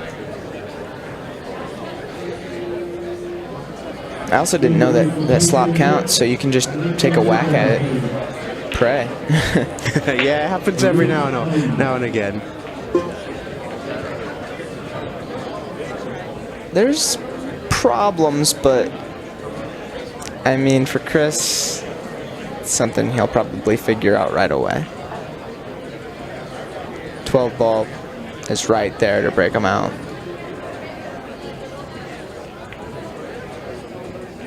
Yeah, and you can see there one of the key parts of Chris's work. He goes after the problem early. Yes. You know, he's going after the problem here. He's still got 2 balls at the top of the table as he insurance. doesn't get a double kiss here. Oh, he's drawing, so that way it doesn't. Oh, he did get the double kiss. Still, it's wired. He's just gonna kick at it. Good shot. I think we're watching a little bit of angry pool here from Chris Melling. Just a little bit. He just hits every ball perfect. It just doesn't matter. Imagine if he could break, he'd be a good player. I'm going to have to run before I see him next once he listens to this back.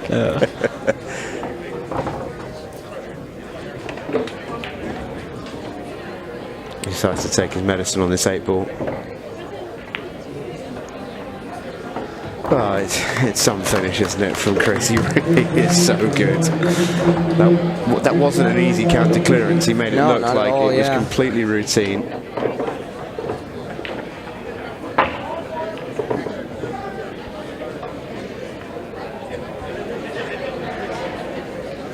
Sean's going to need to make a ball on the break here if he wants to stay alive in this match. And he's got to hope that Chris's break continues.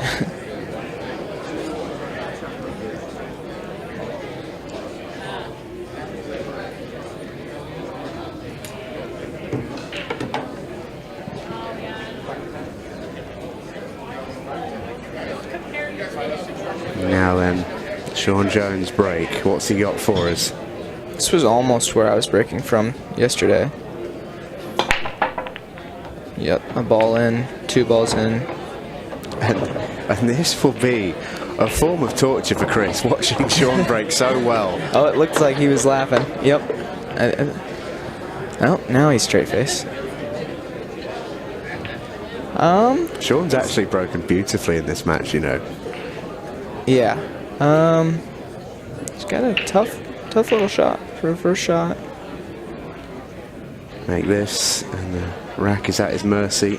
Good He shot. played it well. Tap of the knee from Chris Melling. Yeah. Game recognises game. This looks wide open. 4, 5, 7, or you can even play the 6. 6, 7, 3, 1, 8.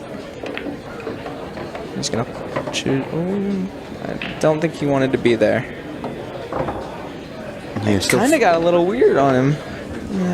Yeah, He doesn't want to be playing the 3 ball, especially not jacked up. He's a long way short. I don't know if I like this.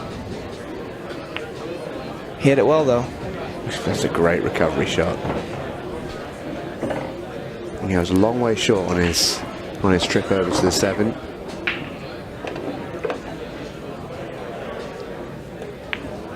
Oh no.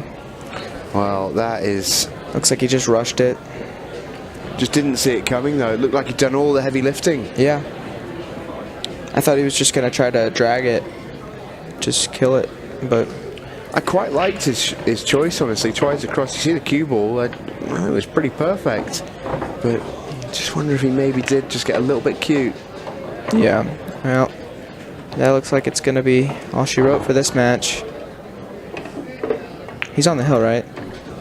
He certainly is. I tell you what, I'm excited to interview him next.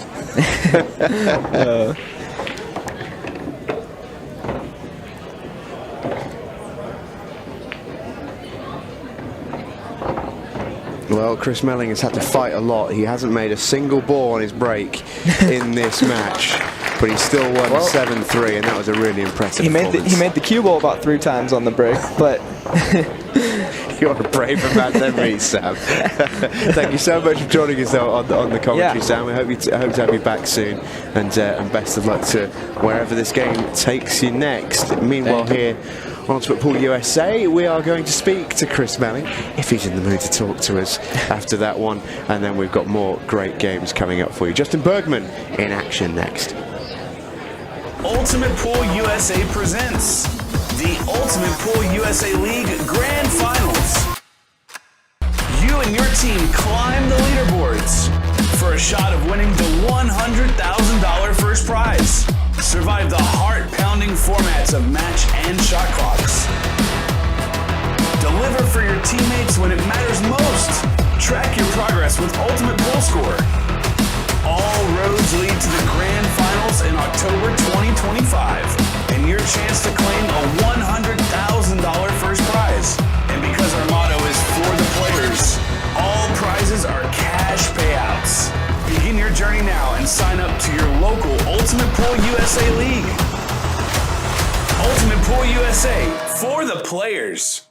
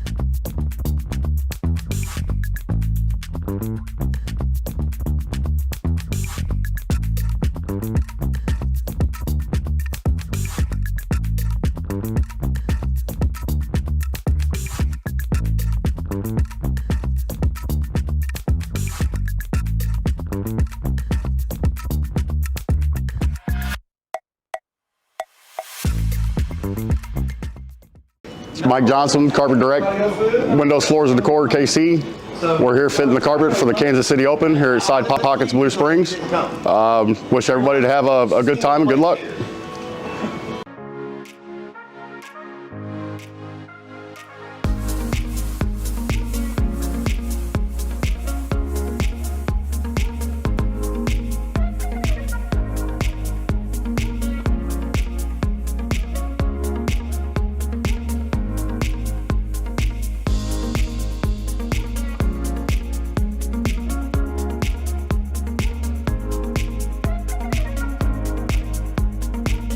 Welcome back, everybody. It's the Ultimate Pool USA Kansas City Open, where Chris Melling joins us following his latest victory over Sean Jones. Chris, well played. You'd be some player if you could break. Yeah, imagine if I could make a ball on the break. Yeah, I mean, that's probably the best match I've played, cue ball control-wise, positional-wise. I didn't break bad, I broke good. Once I got kicked in off, or twice actually. And then in the other 3 breaks, I broke them well, but just couldn't make a ball. And, you know, my break is one of my strongest points, so God knows why it's not working. I mean, let's talk us through it. Where on the table did you try? Well, I tried from the left, I did the cut break. I tried from the right, I did the cut break. I tried from the side here, the side here, and the centre.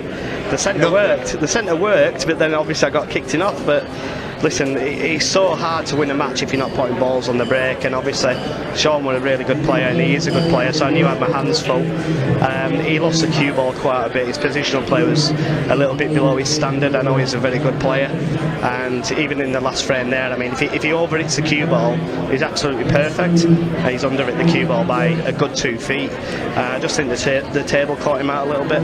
Yeah, it looked like that. It almost looked like in the first couple of frames he had a few visits to the table where the table almost scared him a little bit. He couldn't believe how much the cue ball was running. It almost felt a little bit like he was never once happy or in complete control. And the contrast to that was you looked like you were in complete authority with the cue ball. It was, for me, your most impressive performance of the weekend. There was some finishes where there was one where there was a beautiful twice across screw back to play the, I think it was the 15 up to the top left. That was a lovely finish. Just cue ball in precise spots. Yeah, I just decided in that match, you know, no disrespect to the other players that have played in the shootout and what have you, but I just decided there to take my time a little bit more, try and be more accurate with the cue ball.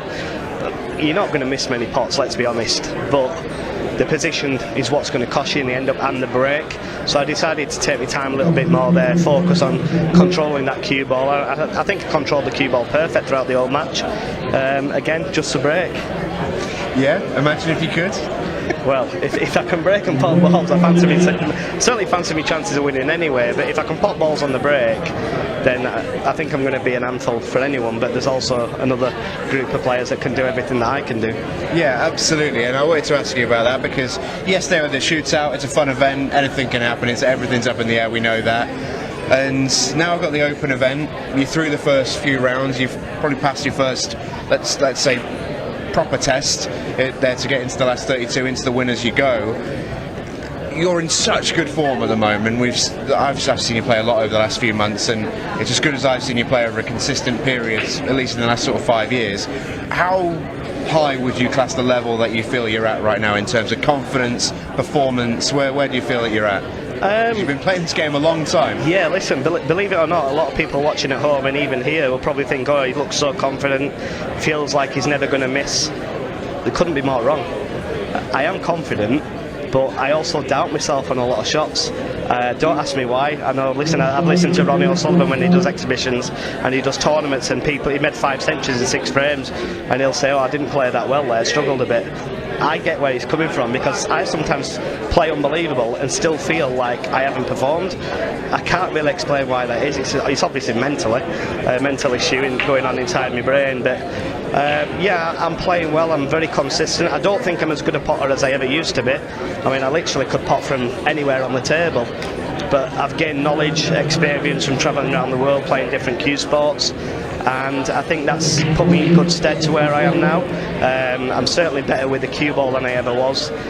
My shots coming out of snooker's potting balls, my break, my safety's better, my cue ball control's a little bit better.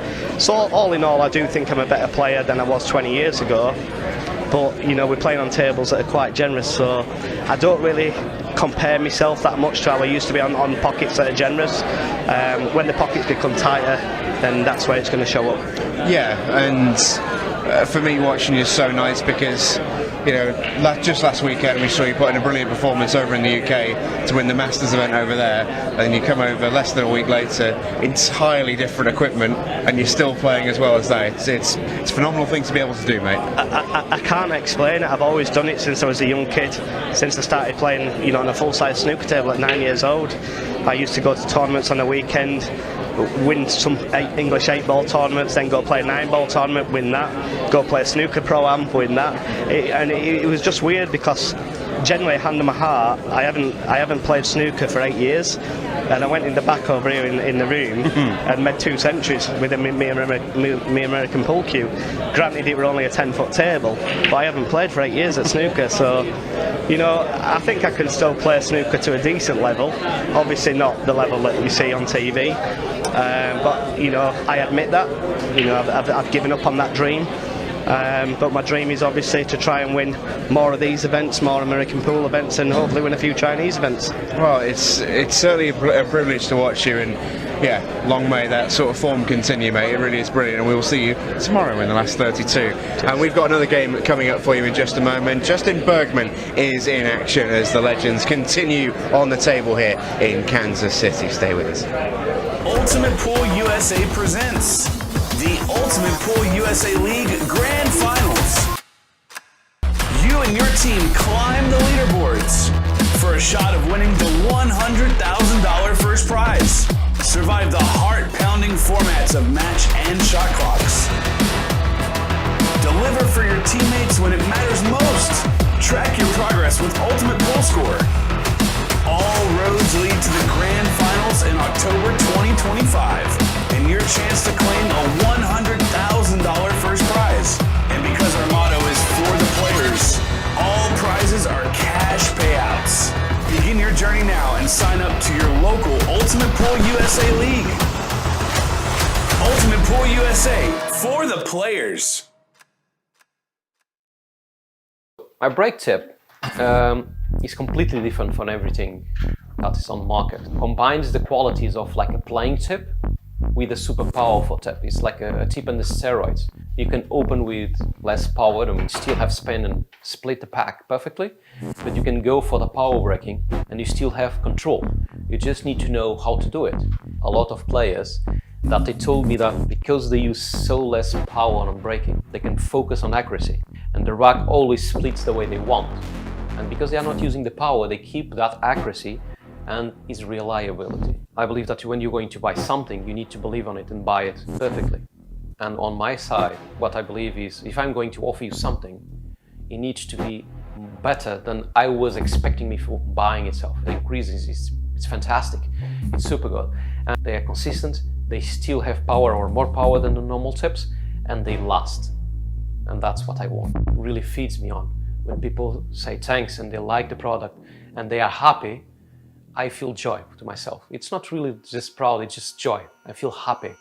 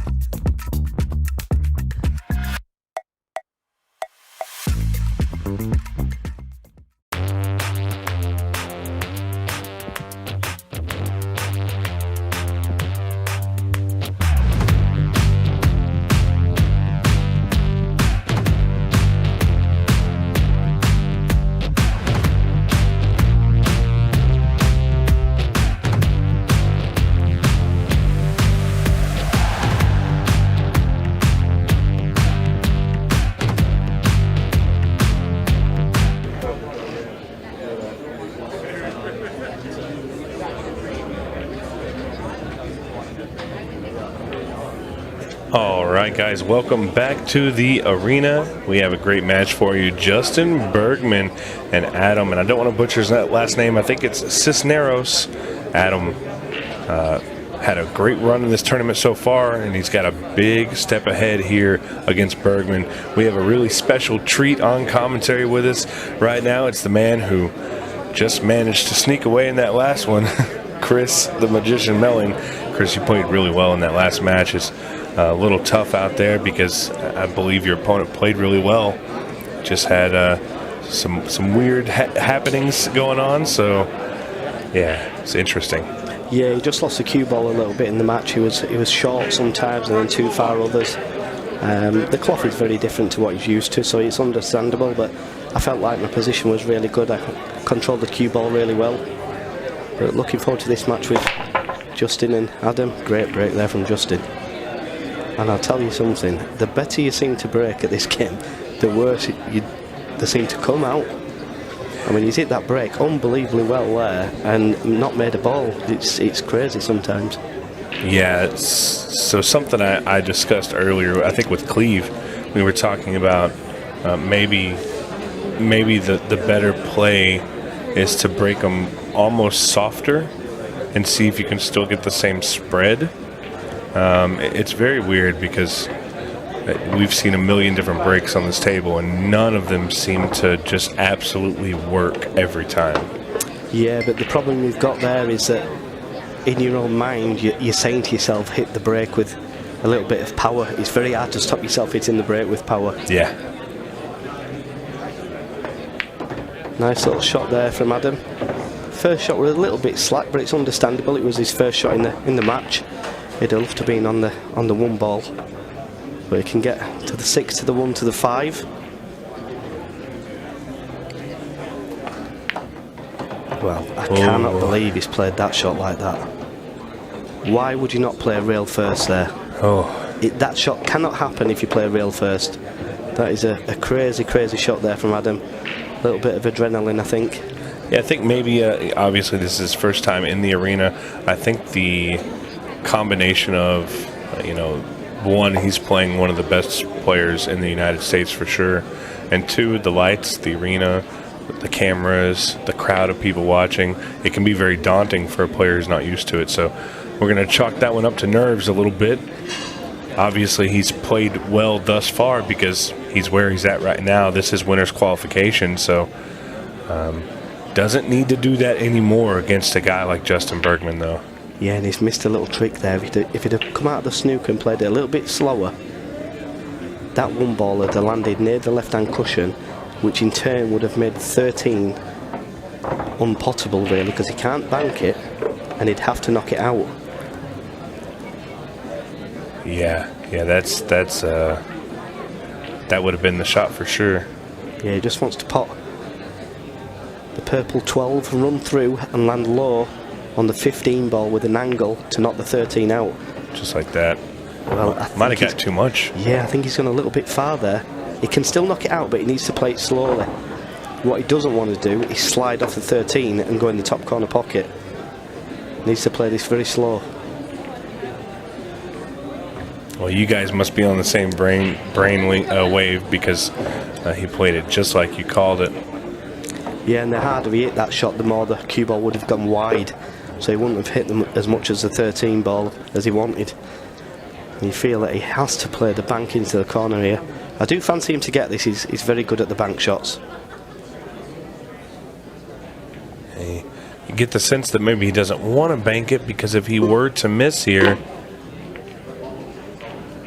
we haven't really seen what Adam can do, but he's gonna get an opportunity to do so right here. Yeah, has he got a little bit fortunate there? I think he has.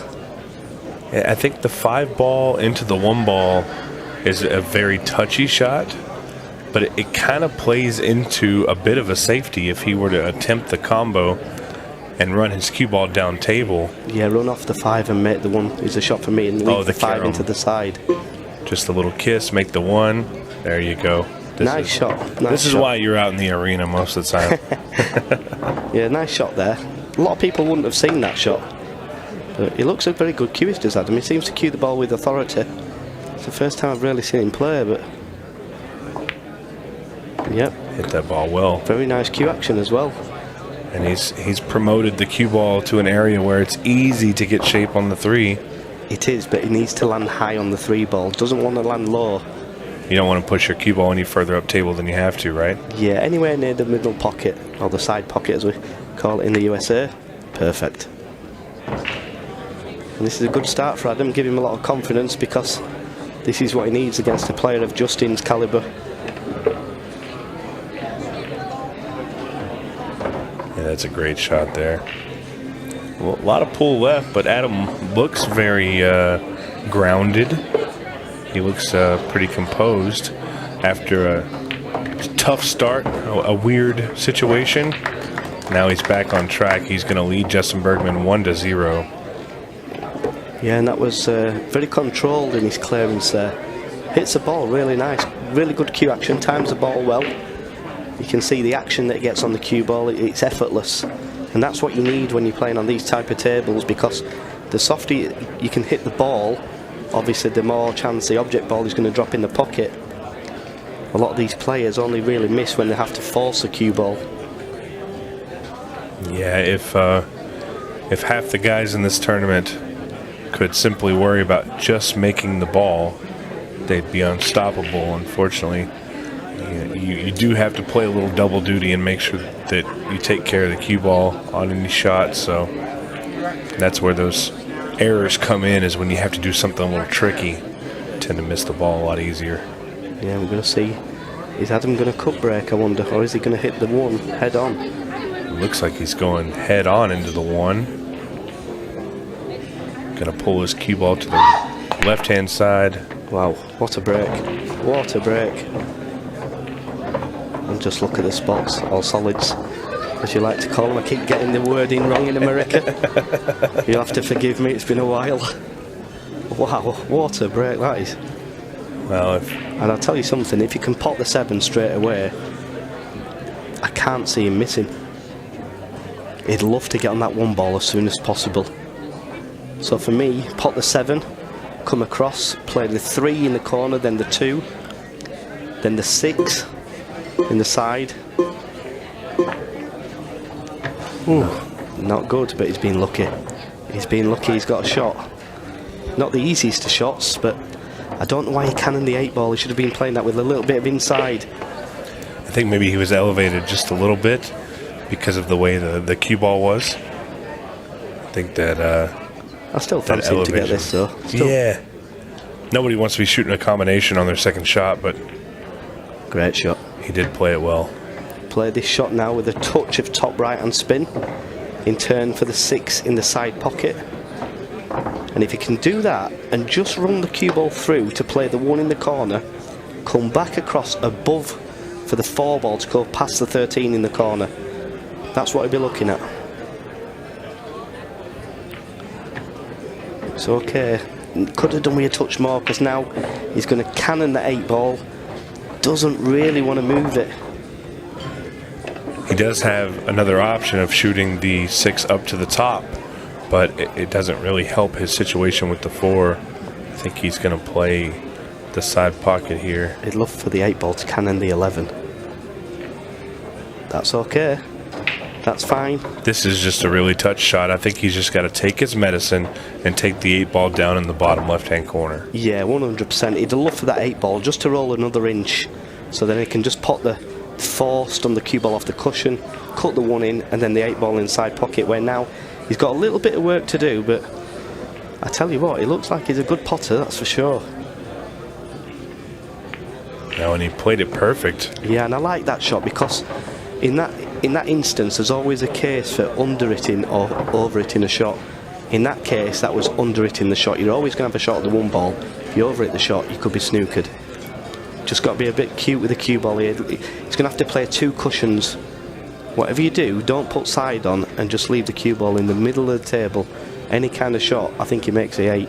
Let the rails do the job for you. Oh, he's gone way too far. Cue ball. Yep, he's gone a mile too far there. And if he does have a shot, he's being very fortunate. Well, and this goes back to what you were just talking about. You need to ask yourself, just a simple question before you shoot shots like that. Is it better to underroll or overroll?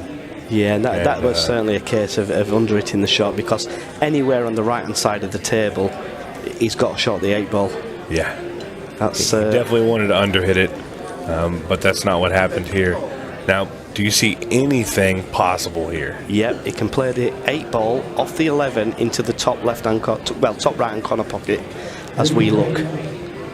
I think that is the only shot he's got. Oh, so we're talking about a kiss off the 11 into the bank shot. Well, I don't like this. Oh, what are we doing? I do not like this. Oh. No, that was never ever the shot. He could see part of the 8-ball there. He'd got to make sure he hit the 8-ball. Ask the question. Justin still has to clear up, and don't get me wrong, he's going to clear these 99 times out of 100, but at least ask the question. Yeah, and this goes back to, obviously, when you're in the arena and the beeps are coming in, you may make a bad decision. I mean, that's what I'm going to chalk that up to, but it's always better to hit a ball that you can see than to attempt a shot where you might give up ball in hand because you don't hit it good. Because worst case scenario, you don't want to give ball in hand to a guy like Justin Bergman. Yeah, Justin's cue ball is very, very good. If not, for me, the best in America. Definitely the strongest part of his game is his ability to manipulate that cue ball. He's a little bit short there. He doesn't pot the ball bad either. Yeah, he's a brilliant player. A lot of people excited to see Justin Bergman back on the table. The thought of having him involved in the Mosconi Cup race is pretty great. Yeah, and for me, he should be in the Mosconi Cup. I rate him as the third best player in America, if we class Fedor as an American pool. Yeah. American these days, which he is, obviously. He's got his green card, he lives here. Yeah, I tell you what, I'd love to see Federer come in and play a little Ultimate Pool USA. I think it suits his style, I really do. Yeah, I wonder if I've got any American relatives. I'm going to have to look at the family tree. Yeah, Federer's a good guy. I'm definitely interested in seeing how he would adapt to these rules. I'd like to see him in a 6-ball shootout. Well, for me, the American team in the Mosconi Cup, for me, your first 3 or 4, well, your first 4 for me has to be Shane Van Boening, Fedor, Justin Bergman and Skylar Woodward. And then your 5th person, it's a choice of obviously Oscar Dominguez, Tyler, Chris Reinhold. There's an old adage, or not an old adage, but an old... Oh, that's a bad rack. Yeah. That was a bad... yeah, how weird is that? It's the worst break he's had probably this week, and he's made a ball. And the last break was an unbelievable break and didn't make one. Such a crazy game sometimes. That is very, very interesting. So, something they used to talk about is, you can make 5 European teams, and USA couldn't beat the worst one, and that was true for a long time. I do believe that. But I think the level of talent that we have now is starting to get around to where, especially with the way they're choosing the teams now, I think America is really going to have a shot at it. Like I said, some of those guys, Skylar Woodward, this format is perfect for Skylar. I would love to see him. I know he just had a baby girl, and unfortunately this wasn't able to be added to his calendar, but I hope when we schedule the next one, I hope Skylar Woodward is able to make it out, because I do think he'd have a lot of fun with it. Skylar does enjoy the arena, doesn't he? He loves being in front of a crowd. Yeah, he's a great player, Skylar. Not only that, he's a great lad as well. Yeah. Skylar's top notch. We have quite a bit of fun, but I'll tell you one thing, it's not a good idea to play safety with Justin Bergman. Yeah, you're not going to win that battle. Maybe you will. Well, Adams got a big... Not quite sure about that, but I did actually play him in the 1 pocket in the Derby quite a few years ago. And he played a shot against me, I'll never forget it, and I thought, what a clever shot he's played there. And I completely had him in trouble. And he played an unbelievable shot, and I just thought, I wouldn't have even thought of the shot he played. It's a nice shot there. And where's the 5 ball going? Where's the 1 ball going? Well, and Justin has a different style of creativity than almost any other American player. And that's why I think this format does suit him. Yeah, and if Adam can pop this 6 and get down for the 1 in the side pocket, he could break the 5 out and land on the 3.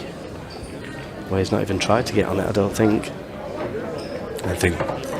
Is he cutting the 3 in the side, going 2 rails, and go into the 10 and the 5? Not a bad option, but he's relying on a lot of luck to land on a ball. Yeah, I think if he could go back and reshoot that shot to get better shape, I think he would. Because this is not the ideal spot for Adam to be in. Yeah, for me, he had a good option there to go down for the 1. I mean, maybe he tried to get down for the 1. He still can play that shot, but he's got to play it with a lot of spin. Yeah, and he's just going across. This is getting to a point here. This is a cardinal sin in 8-ball is you don't leave your breakout for the last shot you play. You need to have a backup.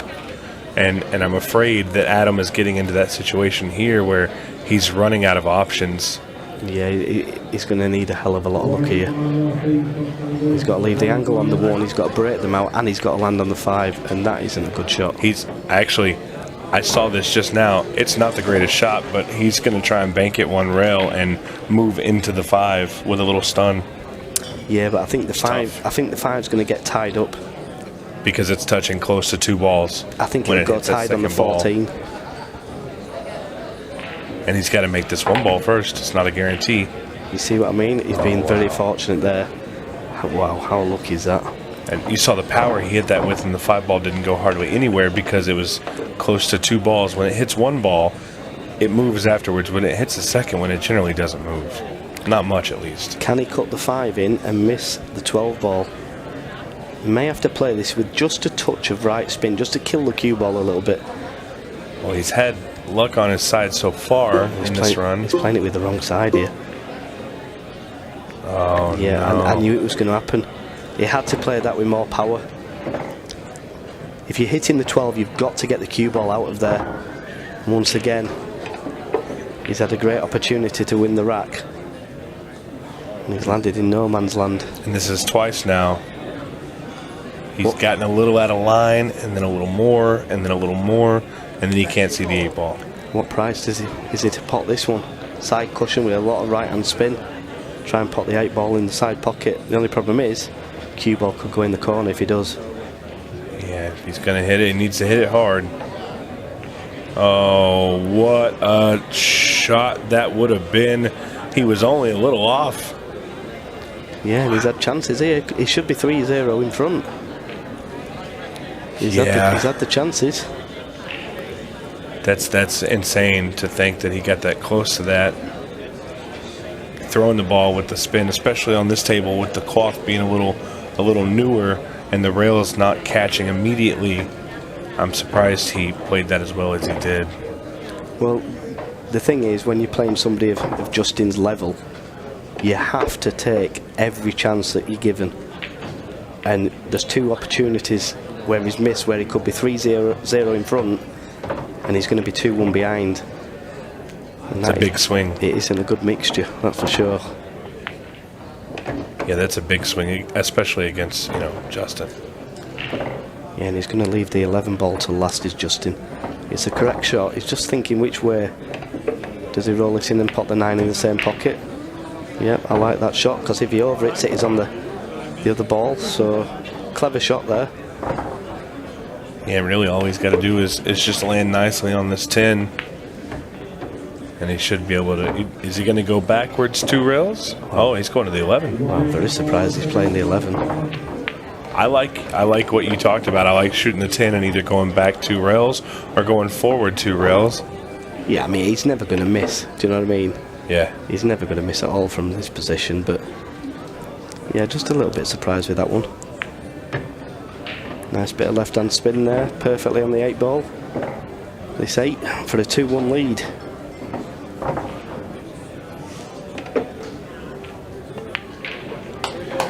Yeah, good run there. Sometimes like that with 8 ball, there's a pattern that maybe you should take, but sometimes it comes down to personal preference. if you feel better about a particular shot at the moment.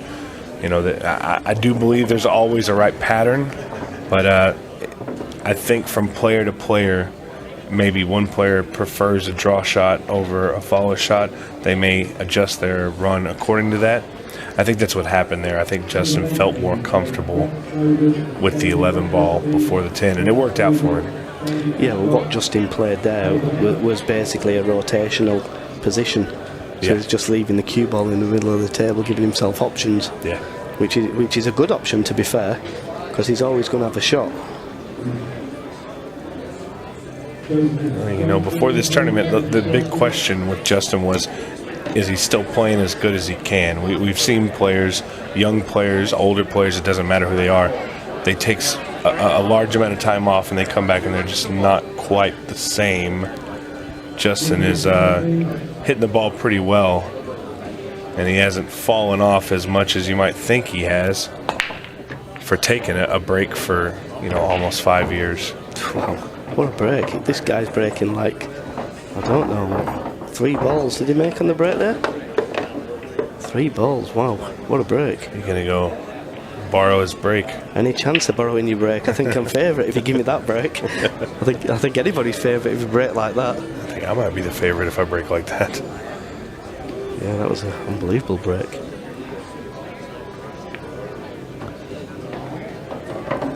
Well, it could have done with the cue ball being away from the rail. He's put himself in a little bit of trouble here, you know. Can he pot this and not cannon the 11 and leave the half ball 7 ball? Nice and easy. Well, he's hit this too hard. Well, it's not a bad shot actually. He's cannon the ball. How do you play this? For me, you have to play 2 cushions, either inside the 6 and the 5, giving yourself 2 options. If you're short, you're on the 6 in the middle. If you're 2-5 on the 6 or the 5 in the corners. Or do you play above the 6 ball, because that goes past the 8 and you will be on the 5 the other way? Well, I don't know exactly how to play it, but I think putting the cue ball in this bottom right-hand corner down here is similar to that right there. Wow.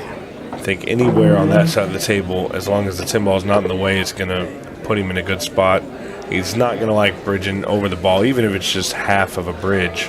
Yeah, he's played a good shot there, to be fair to him. You know, I'd give him credit for that one. That is a good shot that he's played.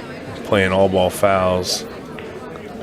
He took his time on that one, really followed the stroke through nice and easy. Didn't want to take a chance on swiping that 10 ball with his tip. Yeah, well, that's why I would have played 2 rails inside, because you're guaranteed to be on one or the other. Yeah. He's got to be careful here. Doesn't want to impart any side spin on this because he'll go behind the 15. Not an easy shot. And it looks like he's getting some. Oh, he's been lucky there, you know. He's never played that in a million years. Never in a million years has he played behind that 15 ball. There's no way you play it back there. It's too risky. He got, like you said, fortunate there. But fortune is not a bad thing sometimes. He is now tied 2-2 with Justin Bergman. It's getting a little tight, Chris. We're under 31 minutes now, or right at 31 minutes. It's 2-2. It's going to be a race to 7. So essentially, on a 30-minute match timer, we're racing to 5. And yeah, I think Adam might be a bit disappointed. You know, he could easily be 4-0 up here. You know, but fair. 5. Is it 5? Is it? No. You're 4? right. I'm sorry. 4. But yeah, 4. It'd be 4-1. Yeah. Yeah, but you know, but fair play to Justin. He's took his chances. He's taken every chance he's had, really. Played a good safety, and Adam potted a great shot. Yeah. But you know, if Justin starts potting on the break, for me, you have to put him favourite just because of what he's done in the game and what he's won. And watching Adam in his chair, he I don't know if it's nerves or maybe this is just his calming moment, but he looks comfortable to me. Yeah, that might be it. He's definitely keeping a pretty strong eye on Justin Bergman. Can you believe that? Look at them solids.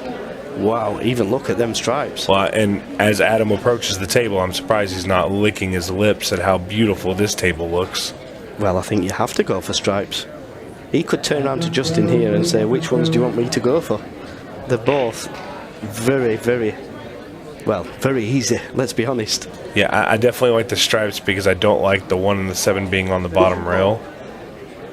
Well, you can't miss the 1 and the 7, to be honest. That's true. The only reason I'd go for stripes is because the 8 ball becomes easier once you get rid of a few stripes. He could play for the side pocket after this one, which he has done. That's perfect. Used a little bit of that pocket there, all 4 inches of it. But You can't miss these. It's impossible. You cannot physically miss these. He's going to pop this, probably nudge the 5 slightly away, stop the cue ball dead, play the 14 into the top corner pocket. Does the 12 pass? I cannot 5? believe he's playing this ball. I'm not sure the 12 passes the 5 with how deep it is into the center of the pocket. It looks a little testy from there. No, he's missed it as well. Well, oh my word. He missed it. Oh my word. If anybody tells me these pockets are tight, they need locking up. I said it was tight 3 minutes ago, Jeez, Chris. that is unbelievable how big that is. I think he got a little bit of fortune with the slick cloth. There should be a sign saying beware manhole.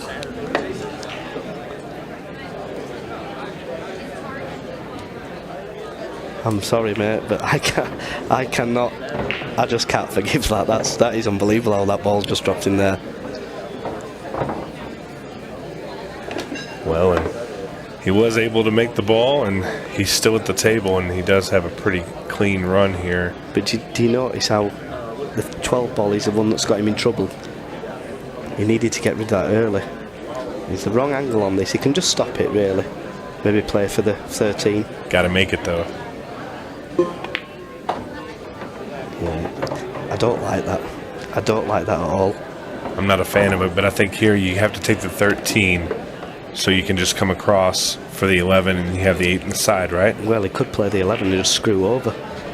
Oh, 13 in the side, yeah. 8 in the corner. So he's got options. It's however he decides he wants to run it. Well, I wouldn't be rolling it. I definitely wouldn't be rolling it. Well, he's missed it. Oh, I thought he'd missed that. I think this camera right here, the one I'm watching, is deceiving me a little bit. He's held it too good, though, believe it or not. He'd have loved to be in the other side of the 13, just to stun for the 8 ball, but his cue ball is going to drift to the right of the line of where he is, and he really wanted to drift to the left of it. Yeah, he's got to be a little bit careful. That's a clever shot. That's the right way to play the shot. Just give yourself a shot. Don't need to do too much with the cue ball, and you know, let's hold his hand up. He's looked very solid. He has played a couple of suspect positional shots, but I mean, I cannot get over how that ball's dropped in that top pocket, because he missed that by a long way. Yeah, and going back to what we were talking about just a minute ago, the score is 3-2, but it should be 5-0. Well, he's certainly had 5 chances, that's for sure, and he's taken 3 of them. Could easily be 4-1, 5-0, but you know, Justin hasn't had enough chances to get in this game, really. Yeah, his break is failing him at the moment. Well, if Adam breaks like he's been breaking, then you could be looking at 4-2. He's just got to sit there and hope he gets the chances, because you know he's going to take them if he gets them. Well, I think we've seen Adam make 3 balls on the break twice now. So is that what our over-under is? Three balls on the break? Well, I'll tell you something. I'm going to be breaking like he's breaking. That is for sure. I'm going to go have a talk with Mr. Adam after the match is over? Yeah, you can have 10% if he shows me how to break like that. I mean, I brought from 5 different positions and made a ball once and scratched. Well, I got kicked in off. He's hitting this full in the face and making the ball in the side pocket and the corner pocket. Well, he didn't make it that time. We jinxed him. He didn't make it that time, and look at the stripes. Well, in a match where Adam should be up probably 5-0 on Justin Bergman, Justin Bergman has a great opportunity here to make it 3-3. Yeah, and Justin isn't. Well, for sure he's not going to miss these. He definitely shouldn't. Just needs to get rid of that 13 ball as soon as possible, which is going to play the 15 maybe. then the 13. And then it's ABC from there. It's got nothing to do cue ball wise. Yeah, and this is what we would call a roadmap run out. Well, he's not played for the 13. I'm very surprised at that. He's going to play it now though, but he certainly didn't play for it. He played for the 11. You think he might actually take the 9 ball? Well, if he pots the 13, he then plays the stripe in the corner, then the 11 in the side, 1 rail, the 9 in the corner, the 10 in the side, the 8 ball in the right hand corner. He's got absolutely nothing to do with the cue ball. Yeah, 13, 12. Yeah, you're right. Exactly. This is the play here. Just got to control his cue ball, and you know, Justin doesn't have much of an issue with that most of the time. Well, I'll tell you what he's doing. He's overthinking things. I think so. You can see it. They're that easy for him. You know, I'm not saying they're easy for everybody, but for him, they are that easy that he's confusing himself by overthinking. He's thinking to himself, well, how easy, which way do I go? They're that easy for me. And he's just confusing himself a little bit. Yeah, that's certainly the right way to go. That's a shot. Yeah, I find it a little interesting. You know, Justin is really taking his time here, but he's taking his time within that 30-second shot clock. But, you know, worst case scenario, if this were to go back and forth a little bit more, that 15-second shot clock comes in. Not that Justin can't handle it, but it's an inconvenience for anybody. Well, I think it'll help him personally, because I think it'll stop him thinking a little bit too much. It's similar to, you know, with the Ultimate Pool USA League, a lot of players have given feedback, a lot of lower skilled players, they give feedback that with a 30-second shot clock, it keeps them from overthinking. And you see that a lot with players who are still learning, is that when they have a ton of time to think about it, they overthink it and they shoot it. So a ton of time for us is 45 seconds a minute. And people will think about a shot that long when they're learning, and 30 seconds speeds them up. So I think you might be right. Bergman needs the 15 seconds to speed him up a little bit, to give him the you know, to show him the path, because he is overthinking. You can see it on his face. Yeah, well, he's not renowned for being the fastest player in the world, but what he does do is his cue ball control is unbelievably good, and his pattern play 9 times out of 10 is brilliant. You know, but I've not really seen him play a great deal of 8 ball, to be fair. But from the other games that I've seen, 1 pocket, you know, 9 ball, 10 ball, is very, very, very good. Well, you know, a couple years ago, I think somebody somewhere has a video or proof of him running 18 9-ball racks in a row on a small table. So the small table he's definitely comfortable with, and 8-ball is generally the game that we all learned first. I'm sure his skill set runs over to that. Anytime you give a great player options, it's going to be a little bit easier for him versus maybe a rotation game. Well, there's a break. Yeah, cut break there. He cut across the 1 ball. He hit the 1 ball, but cut across it. You notice what he did do? He switched sides. He did, yeah. Look at that. He was breaking from the left. Now he's breaking from the right. And that was a much better break. Yeah, and they've come out lovely, they have. Yeah, 1 ball in the corner there. He made another ball on the break. He may choose to take the 15 and just nudge the 5 to the cushion. I think with 2 solids down. Yeah, well, he's got plenty of options, to be fair. Yeah, kind of like you said before. I don't really think he's missing any of this, but he does want to be deliberate and not, you know, not take one for granted, I guess. Yeah, I like the way he's going here. 15 in the top corner. You're thinking 14 in the side? Yeah, 14, 11, 9. And the ball next to the 8 ball in the top left-hand corner. 14, 11, 9, 12, 10, and the 8 in the side. Yep. Yeah, I like it. Yeah, it's been a good match, to be fair, so far.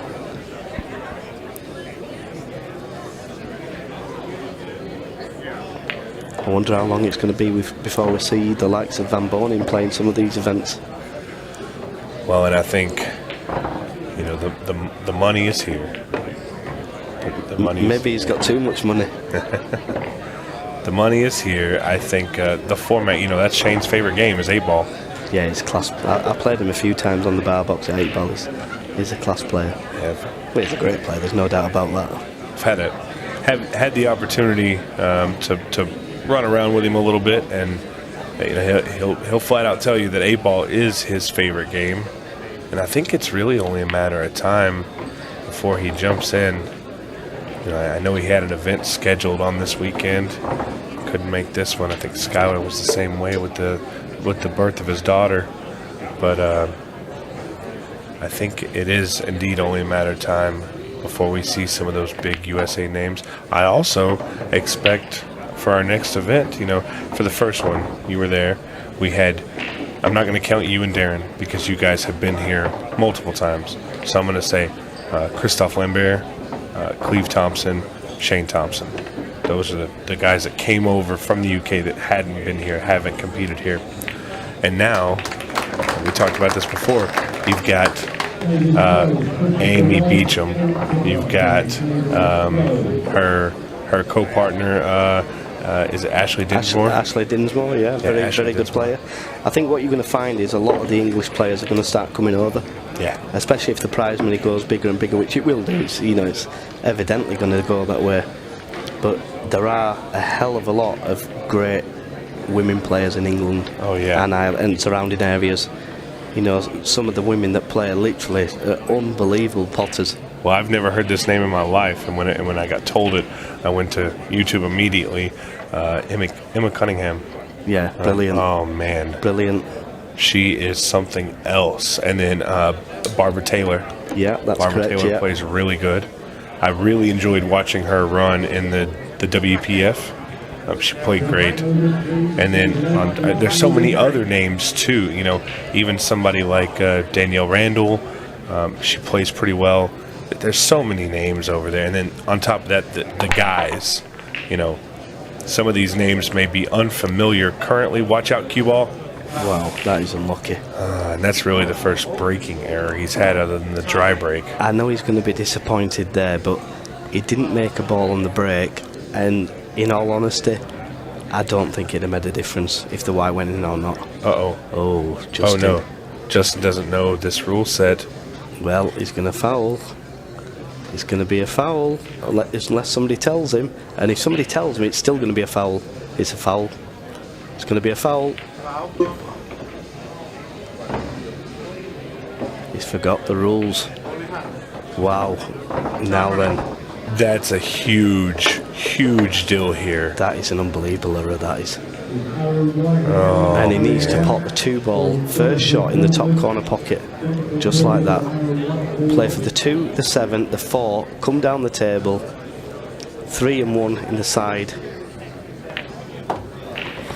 3 and 1 in the side pocket, 6 in the corner, 8 in the opposite corner. And this could hurt big time.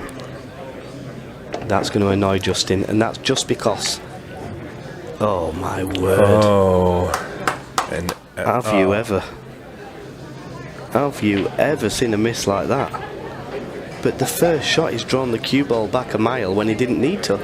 Just leave a soft angle. That was wild.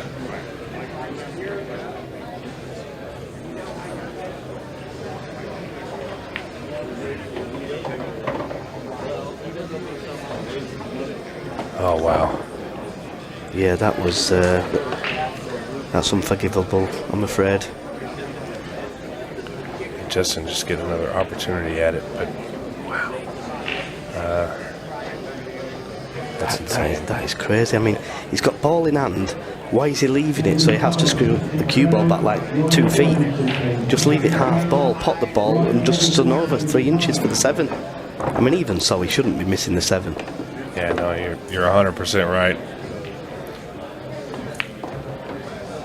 Oh, that was... Yeah, it's a good shot he's played there. Yeah. He can pot the 13 and screw the cue ball off the side cushion, back over for either the 14 or the 12. he'd love to be on the 12 with an angle to get on the 14 to then run down for the 9. That's what he's looking at. Yeah, that's very interesting. So out of all the UK players, there's a lot of you guys over there that play really well. Who do you think would adapt to this table and these settings best? Well, there's a lot of them, to be honest. I mean, without sounding big-headed or arrogant, the English lads would find this quite easy. Yeah. Because they're used to tighter pockets. Well, you look basically. at Shane Thompson and even Cleve. Cleve will tell you he's not one of the best. He might be one of the worst, and he'll say that to you. Yeah, I mean, but he does like this format, and he plays well over here. Yeah, I mean, you've got the likes of Tom Cousins. Players like him. I mean, he's an unbelievable player. Stevie Dempsey, one of the Irish kids. You've probably got, no word of a lie, about 20 to 25 of them that could actually win the event. I'm gonna call it now, and you may know something that I don't know, but I'm gonna call it now. I think that within a little bit of time, I'd like to see Ian Alley. I'd like to see Josh Kane, and I think I'd like to see Tom Cousins. Obviously, the guy's a monster, but so many Gareth Potts, so many great players. Yeah, there are so many brilliant players, and even more so on the 7-foot bar box. If we was playing on a 9-foot table, it might be slightly different. But certainly on the bar box, it evens it up with a lot of players. Yeah, I liken the 9-foot table, especially for the UK guys who don't really play on them. I liken it to a snooker player coming over to play 9-ball. It just doesn't always translate well. They hold their own, but it's a different game and a different style. The 9-foot table is definitely something different, but I think you're right. I think some of the UK guys would thrive on these small tables. Look at this. This is messy. Well, you say it's messy, but is it? Well, I mean, what do you take here? I think you take the solids so you can get the 4-ball out, obviously.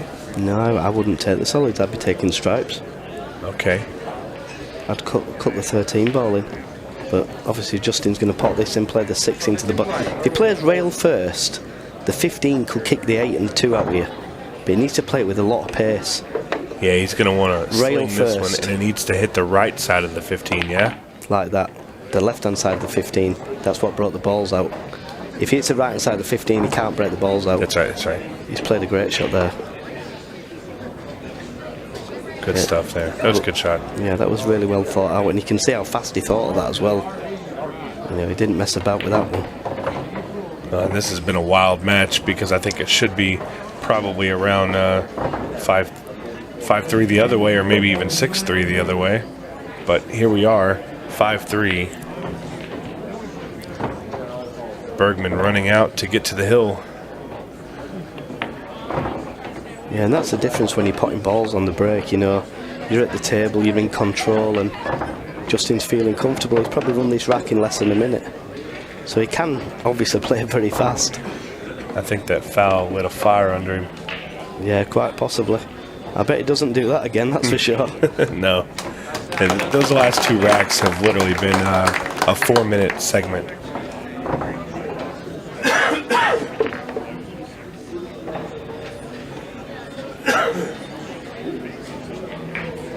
Yeah, 4 minutes and 2 racks. Justin is, I think Justin's ready to go home for the night. He can see the finish line now.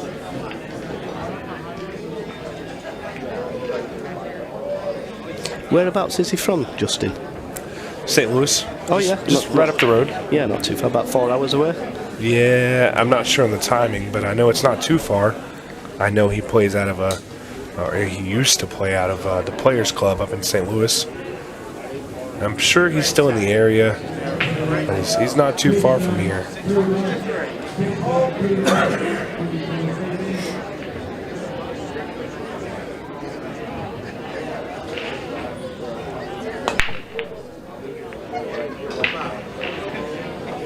Well, and that could have been a game changer there, but the cue ball goes in, and Bergman, no doubt, is going to put this ball behind the line and run this rack out, possibly in quick fashion. Well, he's got to play the 2-ball in the side pocket first shot.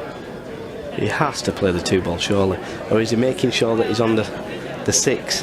Well, I'd be playing the 2 in the side, 100%. He's going to try and cannon the 2 out. Not a bad shot. Just making sure that he's on the solids. The key to this clearance is he needs to get rid of the 7-ball early. If he gets rid of the 7, then that in turn opens up the 5 to go past the 15. If he wishes to play that shot, he could play the combination. He needs a good kiss. Not bad, not bad. Not as he wanted, but it's not the end of the world, especially if the 3-ball goes, which I think it does. Do you like him for the 1 in the side, or just take the 4? Well, you've got to take the 4, take the 4, take the 3. 7, 5, 7 8. or 5, whichever you like. Yeah.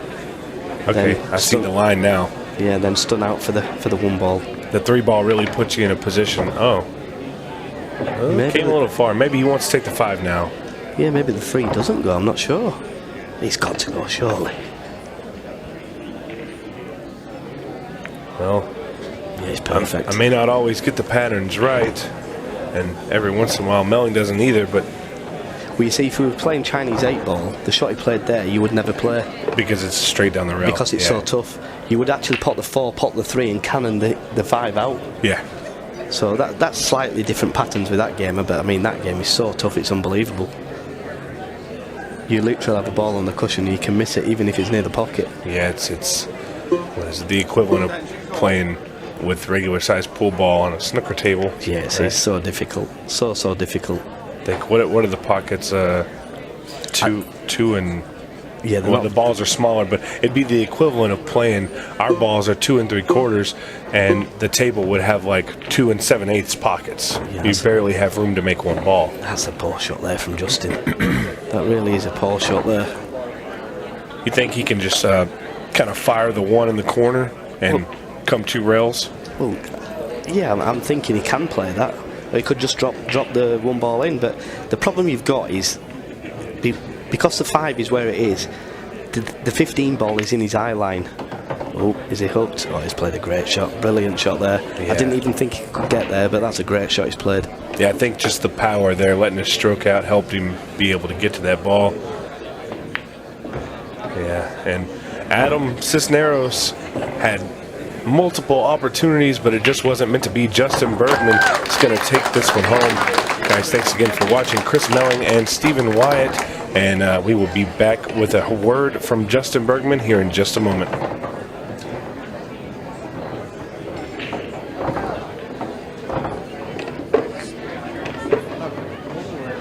Ultimate Pool USA presents the Ultimate Pool USA League Grand Finals. You and your team climb the leaderboards for a shot of winning the $100,000 first prize. Survive the heart-pounding formats of match and shot clocks. Deliver for your teammates when it matters most. Track your progress with Ultimate Pool Score. All roads lead to the Grand Finals in October 2025, and your chance to claim a $100,000 first prize. And because our motto is for the players, all prizes are cash payouts. Begin your journey now and sign up to your local Ultimate Pool USA League. Ultimate Pool USA, for the players.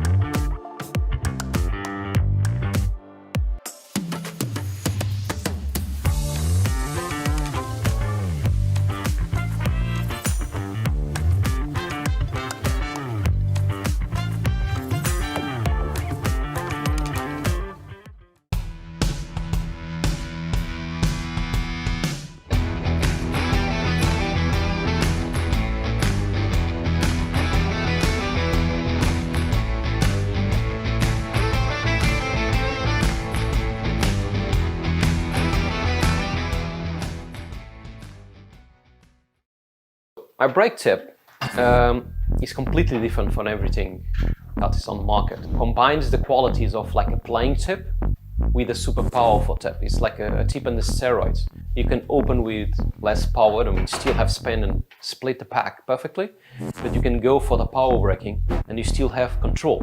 You just need to know how to do it. A lot of players that they told me that because they use so less power on braking, they can focus on accuracy, and the rack always splits the way they want.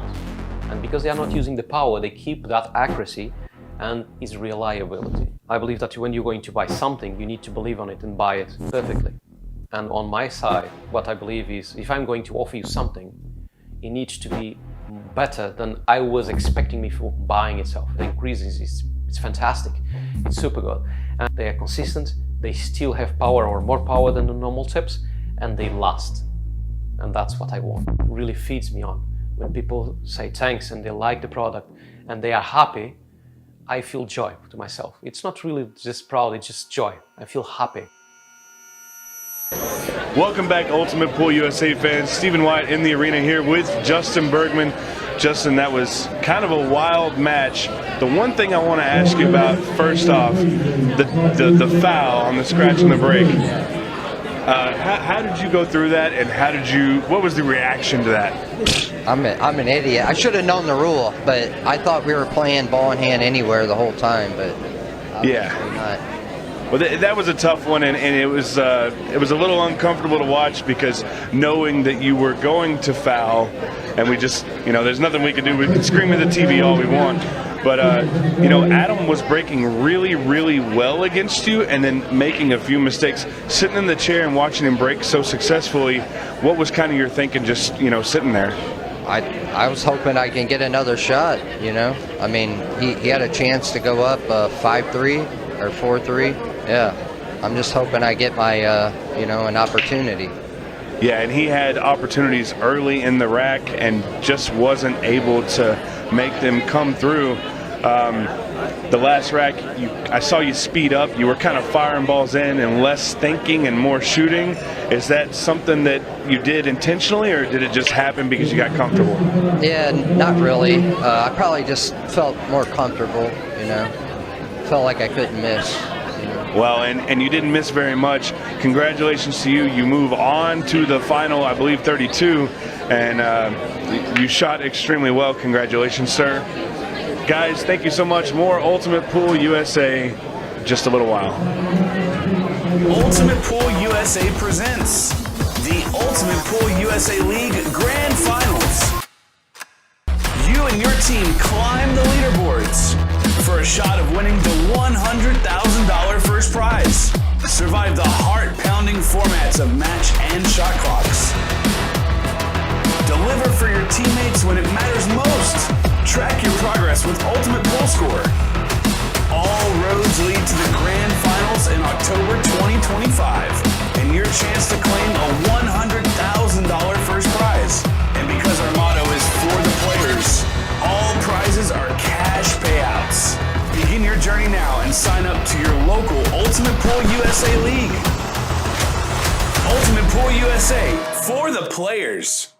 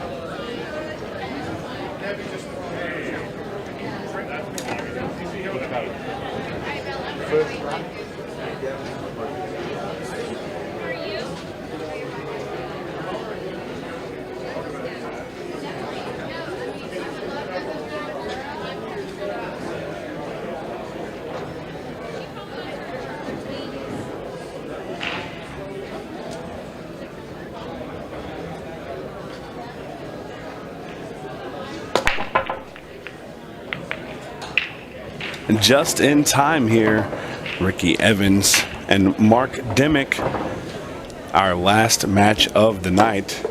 And Ricky Evans with a huge break here.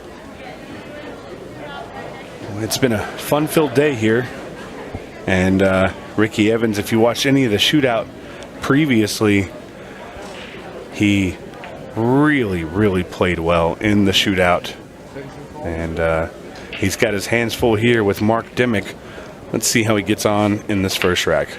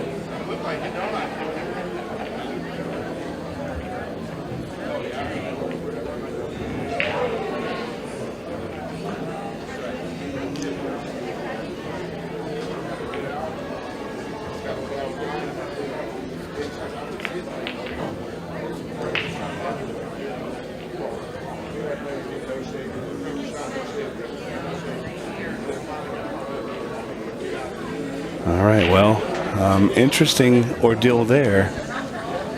Mark Dimmick to the table here, and see how he plays this out. Beautiful combination here.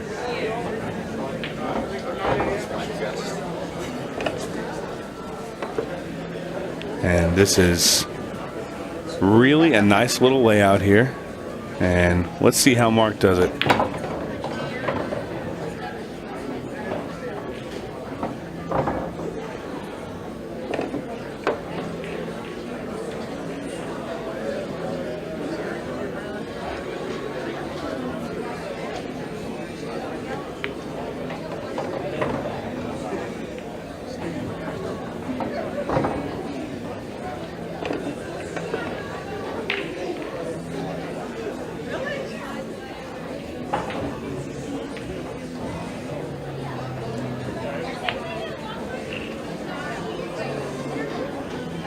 All right, guys, and as we see Mark Dimmick turn the table over to Ricky Evans, we do have a very special guest here, and this is one that I didn't think I'd get to do, but I'm a little excited. We got the Iceberg Justin Bergman in the booth. What's up? What's up? First time in the booth in a long time. Yeah, you played pretty well out there just a minute ago. You had a tough match on a guy that, when we were sitting in here, we were looking at, maybe it should be 5-0 the other way, but oh, I know. You turned it on. You came back and took care of his mistakes and made them your games. He was a very good player for sure. Yeah. Started breaking better at the end, but yeah, you had a couple good breaks there, and he had some rough breaks. Yeah. He had great breaks in the beginning. Yeah, he did. Yeah, I was impressed. He looked like a snooker. I knew he could play when I seen the stance. Oh, yeah. He looked like a snooker player. I'm like, oh, man. I figured he was a British guy. Tell me you're in Another trouble Brit. Well, and are you familiar with Ricky Evans? Oh, yeah. Yeah, he's from this area. From my hometown area, and 30 minutes away. Ricky's kind of taken after you a little bit. You were a junior player at a very, very young age. Yeah. His brother, his whole family plays pool. He's got a younger brother that plays real good. He got an older brother that plays really good. Oh man, well he plays grew good up in a himself. pool. Yeah, he does. Really good. He's every time I see him, he's playing better and better. That's strong. Yeah. And he's got a chance here to take the first game against Mark Dimmick. Mark, I'm not sure if you know who Mark is. Excuse me. Mark's from Oklahoma and primarily a one-pocket player. Really? Does love 8-ball. He came down to Louisiana to play the inaugural event that we had there. And yeah, he's a very good player. Yeah. Pretty much everybody from here on out can play pool. Oh, yeah. Yeah. I've heard of him. I know.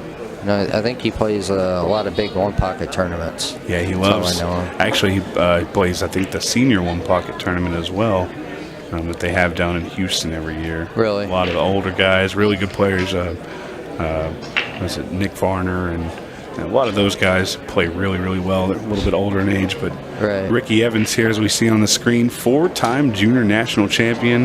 That's all? 7-time junior Team USA member. So he's gone to play the Worlds 7 times. That's just insane. Pretty sporty.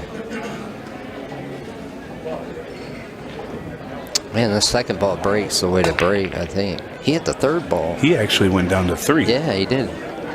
What is That was crazy. Maybe that's the break. Well, not the greatest spread in the world, but he did make a ball. Yeah. And the cue ball didn't scratch, so maybe there's something there. Yeah. Usually, yeah, you want them spread out. Not all. Sometimes, like, it just depends on the layout. Sometimes it's easier when all the balls are down here. You don't have to go back and forth. Yeah, kind of playing a compact 8-ball. Yeah. Yeah. It's really all about the layout you get, really. Well, what do you think of the event so far? How do you like the format? I like it. I like it a lot. Yeah, you like the... It's really nice setup, really professional. Well, these guys are really good at what they do as far as the entire production team all together. I'm really just here to talk a little bit, but those guys, when they come in, they work their butts off. They get this arena looking pristine, so... Oh, I can't imagine. It's a ton of work, I'm sure. What did they get here, a week early? A couple days at least, I'm sure. So we got here extra early. There was a Scotch doubles event that we wanted to play in last weekend, so we got here on Friday. But I think most of the team got here Tuesday, Wednesday. We were all set up and ready to go by Friday morning. So it's a really good team that we have. Everybody works hard, and everybody knows what their job is and make sure that it gets done, you know? Yeah. So you're going to the next one in Denver? I don't know where it's going to be at. I'm not sure that they've announced anything yet. Oh, okay. But wherever it ends up being, I'm definitely going to be there. Gotcha. Should be a lot of fun. Hopefully, if it's not too far from you, you can make it down. Yeah. Oh, yeah, no. I'll definitely play some more. Ricky took a tough shot there, and it wasn't. I think maybe he overthought that one. Had to jack up a little bit. Was close to it, but man, that is rough. Yeah, I'm not even sure he had a full pocket there. Maybe. I mean, he's smart enough. He wouldn't have shot it, if he didn't think he had a good high percentage of making it. Yeah, well, this is kind of a tic-tac-toe here. Mark really... Oh, why are you moving that ball, Mark? Didn't have to move that ball. Oh, he definitely got a little fortunate here. Yeah, that was almost a bad... If the 8 goes on the side, I don't think it goes. I thought it went, but looking from this camera, it looks like tough. it don't go. It'll go by the 3, though. But he got a bad angle for that. Nah, he can go. You roll up. See a lot of players right here, they'll try to hit center ball and pound it. Stun it over. Stun it over. I like playing a little top and just rolling up 2 rails. Look at all the room you got. Yeah. Like that. So... see, he kind of hit it bad, but he still has a shot. Yeah. So Joey Gray has been working with me, and and I've developed this idea of red zones and green zones on the table. Red is bad. If you pass through a red zone, you have an opportunity to make a mistake. If there's a big green zone, that's where you want to go. Yeah, that's smart. So if you can, I never thought about it that way. Yeah. And it's actually, I've really thought about trying to find a way to cast it onto the table if I'm watching myself play, to be able to use something to show myself those red and green zones, because it'll really help you with your pattern play. Oh yeah. If you don't have to cross the line of another ball where you can hook yourself, you shouldn't. Yeah. But especially 8-ball. It's hard I think that would help you a lot. Hard to see without a visual aid, so Yeah. But you have great vision with your patterns play and all that, so I grew up playing 8-ball, like pool league. I know a lot of areas people don't. Some areas are really big on 8-ball, and some areas they don't even play it at all. Yeah, and 8-ball is one of those games that a lot of times you see it in your local VFW or maybe an American Legion or an older pool hall like that. Yeah. Whereas maybe some rotation games are in the more modern pool halls. But 8-ball is a great game, and I think the USA, the Ultimate Pool USA format has taken what 8-ball is and formatted it well for tournaments. Yeah. Because 8-ball tournaments can drag out for a lot longer than they should sometimes, and I think the shot clock and the match clock really help move those tournaments along. It's a lot of fun. If you've never played pressure until you got 3 minutes left in the match and you're down a game. And a 15-second shot clock. Yeah. Where's Earl at? Oh, man. He would love this. Oh. He probably thinks 15 seconds is too long, yeah. Let's get Earl here for the next one, wherever it ends up. I would love to see Earl play some Ultimate Pool USA. I don't think he really enjoys playing bar table, even though he could play good on anything. But yeah, I'm actually really hoping that wherever we end up, I'd love to see Skylar come out. I think this format really suits Skylar. Yeah. And I'm sure he would do well. It's really good to see you back in action, though. When the flyer came out with the list of names in the open event before they posted your shootout picture, I saw your name on the list and I was like, I wonder if this is legitimate, because in 20, I want to say, what was your last Moscone? 2019. Yeah. So this is how bad this was. My sister-in-law lived in Vegas, and my wife went out there to visit for Thanksgiving, Christmas, whatever it was. And she went to go watch the Moscone Cup without me, and I was so mad. Really? 'Cause I'd never been to a Moscone at that point. And what year was that? That's the year y'all won. Oh, okay. Yeah, that's 2019. That's the year y'all won.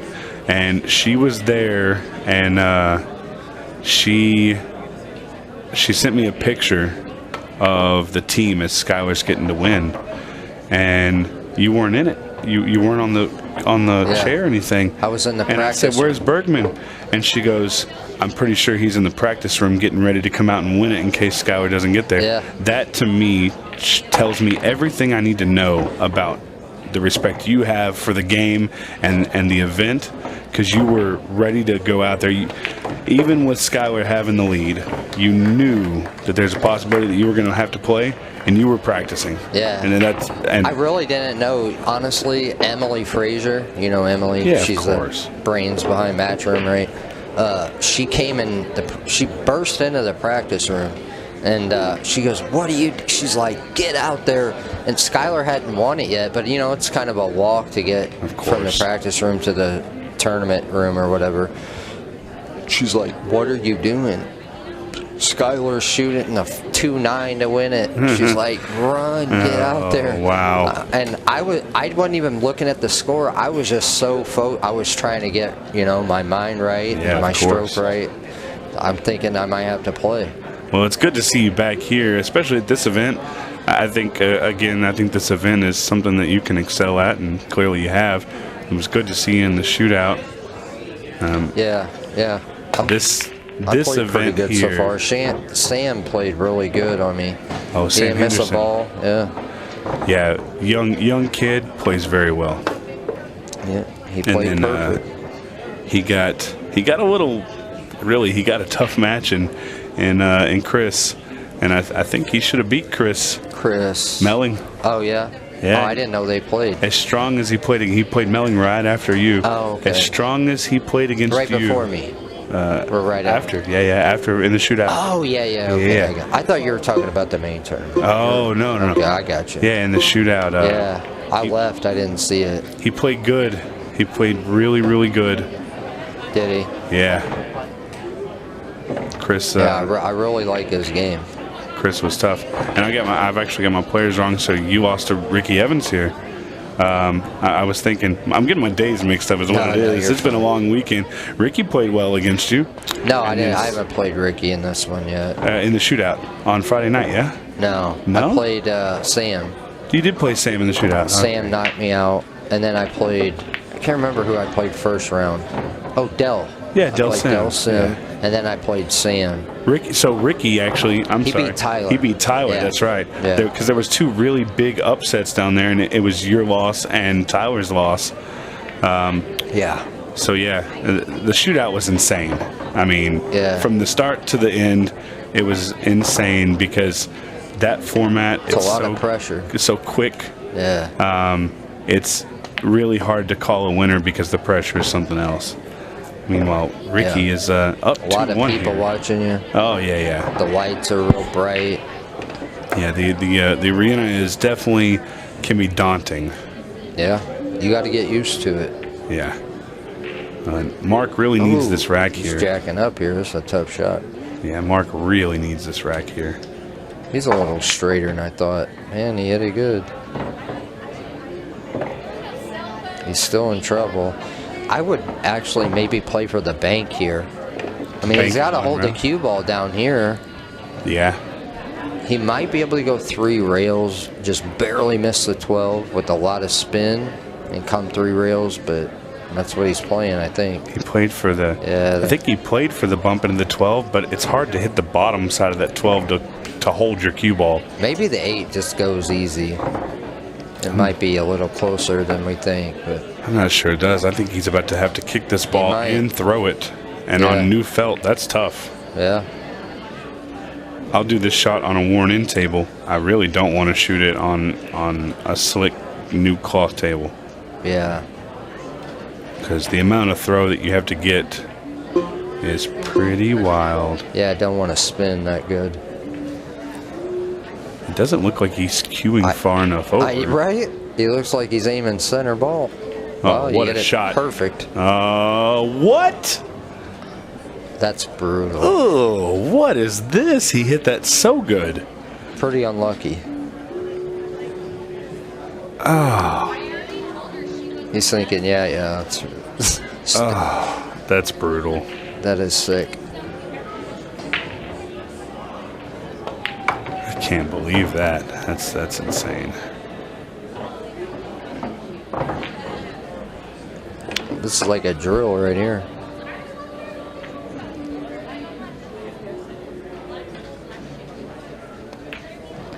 And Ricky's got to be feeling real fortunate to get back at the table after that good attempt on the 8 ball.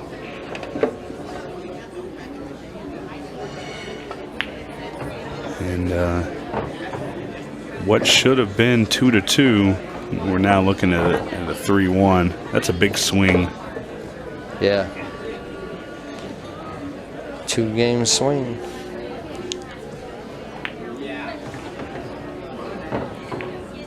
Oh, he played the combo.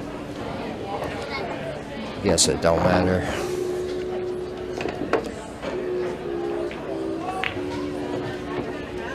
I was wired. Yeah, I thought he had to cut it a little bit. He played that really well. Yeah.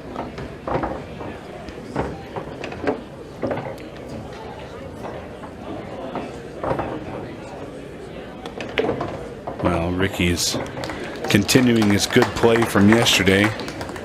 Now that we've got all our conundrums sorted out, he did beat Tyler Styer in the shootout yesterday, only losing to the eventual winner, Jordan Shepard. So that's really good player in Ricky, and Ricky has Ricky's a name that I didn't know. Really? Where that I live way down south. He doesn't travel much. Not a name that I was super familiar with. And let's take a look at this. So, winners qualification, we saw Blake Baker and Tyler Styer. That match, Tyler moves on. Marcus Jensen, Chris Melling, Gabe Owen, of course, Justin Bergman, Ricky Jones, Lamar Clack, Cleve Thompson, Jordan Shepard, Jeff Asel, Brandon McLeod, and multiple others, all moving on to the winners qualification. And tomorrow it's going to be fireworks, and hopefully 32 players left, right? Hopefully a trophy for you, yeah? Yeah, that'd be nice. Trophy and a paycheck is always good. Yeah, they can keep the trophy. I'm joking. That trophy's pretty nice, man, I'll be honest. No, yeah. Really? Yeah, I'll be honest. It's really nice. It's got some heft to it. You know Jimmy Matias? I know the name. Yeah, old pool player, older. He has this thing on YouTube where he's like, you can keep the trophies, I want the cash. It's funny. Oh man, that ball dipped in pretty. That was wild. Can't believe that fell. I can't believe that fell and the 8-ball didn't. Right. Yeah. A little wild here. The only problem, I mean, the 8-ball is a little bit of a problem too, maybe. If it don't go by the 9. If it goes by the 9, it's not a problem at all. I think it goes by the 9. It is a little tight, but the 3-ball is definitely in a bad spot. If he gets the break out here, he's good. Just don't double kiss it. Yeah. Oh. That's not the best. It's about the worst way he could have ended up there. I think he's going to have to play the combo, right? Yeah. If he plays the combo, then the cue ball ain't flying around so much, too. Yeah. Well, I don't know. I mean, that's a pretty steep cut. Yeah. Cue ball is going to get sent up here. I actually think it helps get sent up here and maybe runs into the 12-ball. See, you want to play this with a little bit of draw and get down and play the 4. Okay. You got the 4 guaranteed, even if you end up on the rail. If you go into the 12, and you could hook yourself on the 4 and then the 3, then you might have to shoot the 5 in the side really thin. Makes it a lot tougher. Yeah. Well, he did run into the 12, and just like you called, things are the 4, they're a little dicey. Yeah, it's not the easiest, but it definitely should have drawn it up the table a little bit and kind of tried to stay on the top left-hand side there. Yeah, if he could have. It's always different too. Yeah, watching from the camera than we don't miss any balls from in here, right, Justin? True. The 3-ball has a pocket. The 5 has a pocket. It's just the 8-ball. That's the question. Does it go past the 9-ball? It must go past because he's not even like thinking about it. And surely we would have seen him try to move the 9 at some point if it didn't go, or move the 8-ball at some point, and he hasn't done any of that. So Ricky Evans looking to go up 4-1 if he can get shape on the 8 and make it in the bottom left. Yeah, perfect. Didn't even touch the 9. Great shot there. Ricky Evans playing well here. Wow.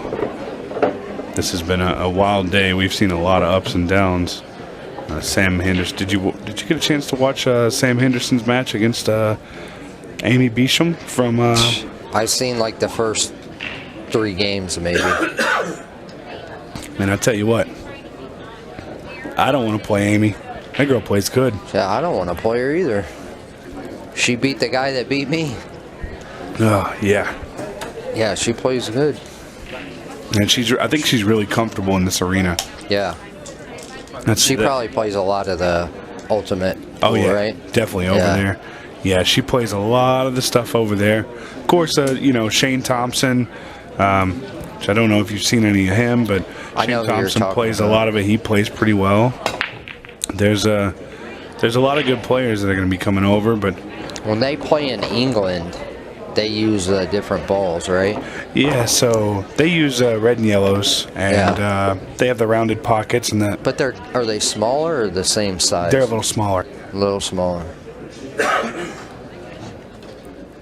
Yeah, the balls are a little smaller, but when they brought the format over to the United States, it just doesn't make sense to try and get an entire pool hall to switch their tables that might be diamonds or valleys or whatever to you won't get no American random players. tables. Yeah, They won't was play very it. weird. Yeah. So with the idea that it is USA's version, we thought, keeping the stripes and the solids and using the standard tables that America uses was the way to go. Yeah. And clearly, I mean, this is what the people want to play on. They want to play on a bar table with, USA standard pocket sizes. Which what you're familiar with, yeah. Yeah, which is, the standard pocket sizes have gone down in the last couple of years. This table is playing a little bit bigger than the actual pockets are, but it's definitely not a standard Valley table. No, the pockets are actually really small when you look at it. They're kind of sliding in a little bit, but that's just because it's so new. Yeah, less friction. Yeah. Yeah, you're not getting the friction that you normally would on a worn-in table. Tomorrow night it might be a little tighter, but if you played on this table in about it would be tight. Yeah, in a week this table is going to be absolutely brutal to play on. They look tiny when you're shooting down it, Yeah, they're definitely not an easy table to play on. No. He's got to cut the 11 here. Yeah, cut the 11 and just let your cue ball roll across the table, yeah? Yep. He moved right there a little bit. If you saw, as soon as he started to go through it, I don't know if it was his head or his shoulder, but he definitely moved a little bit. Jumped up a little bit. Definitely. So Ricky's got a big chance here to take an even bigger lead on a really a simple mistake by Mark Dimmick.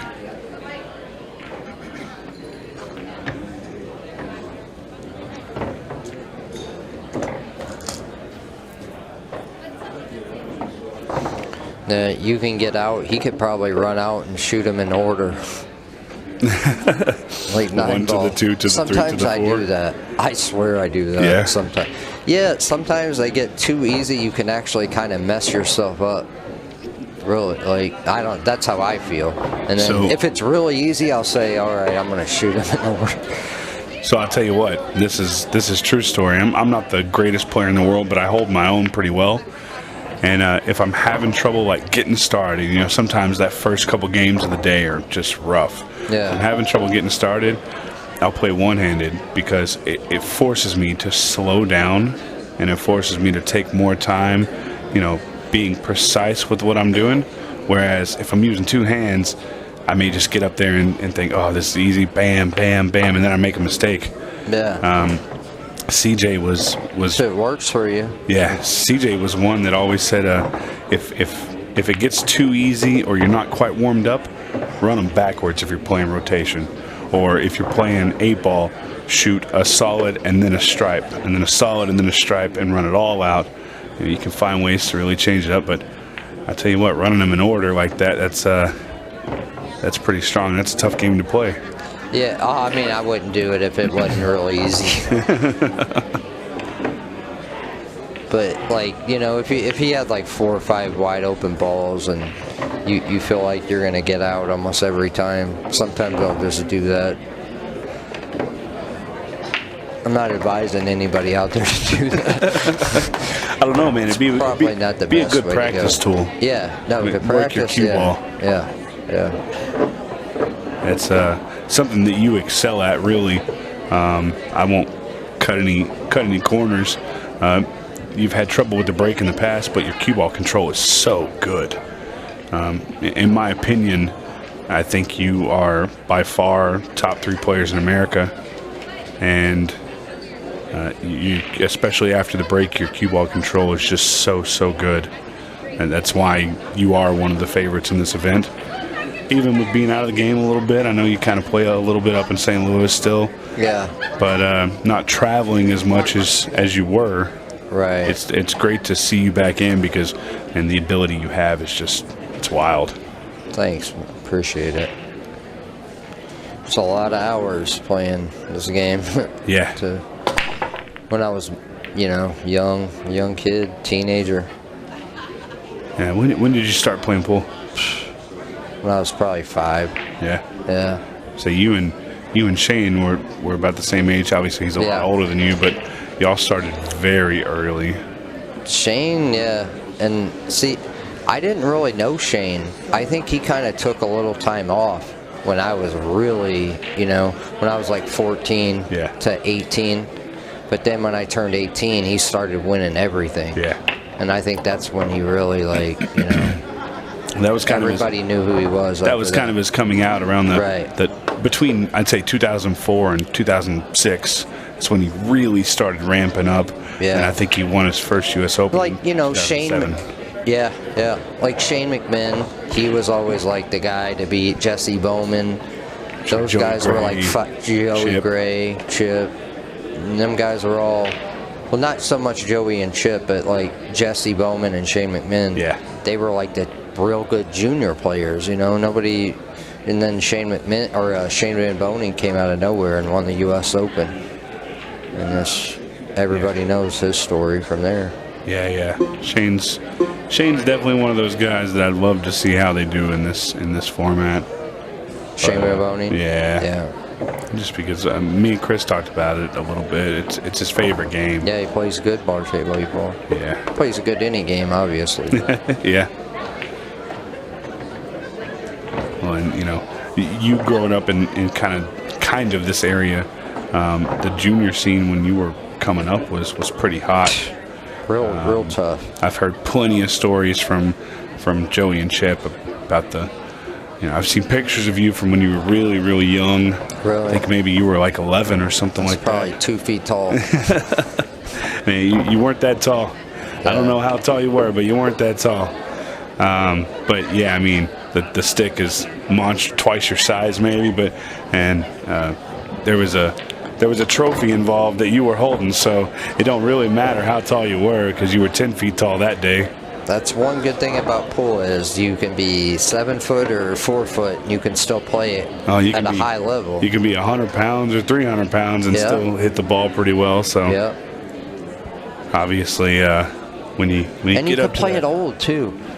You know, pool's one of the only games that you can be like 70 and be world class at. Oh yeah, I mean look at Dave Matlock. Matlock's up there in age, and the guy shoots incredible. Yeah. Efren, tennis, you're done at 30. You know, you're like past your prime at 30. I mean, if you're playing pro football, you're over 40 years old, you're probably either really good or a quarterback and never getting hit. Yeah. Well, Mark there taking that rack, and Mark's I don't think Mark's quite that old, but he is a little older, and he plays really, really well. Of course, I think his one pocket game helps him work the cluster of bar table 8 ball. Right. Both thinking games. Yep. And Mark definitely played that pretty well. Ricky's going to have his hands full if he wants to win this match because Mark isn't a pushover guy. He plays really, really well. What is that, 4-2? I believe so. So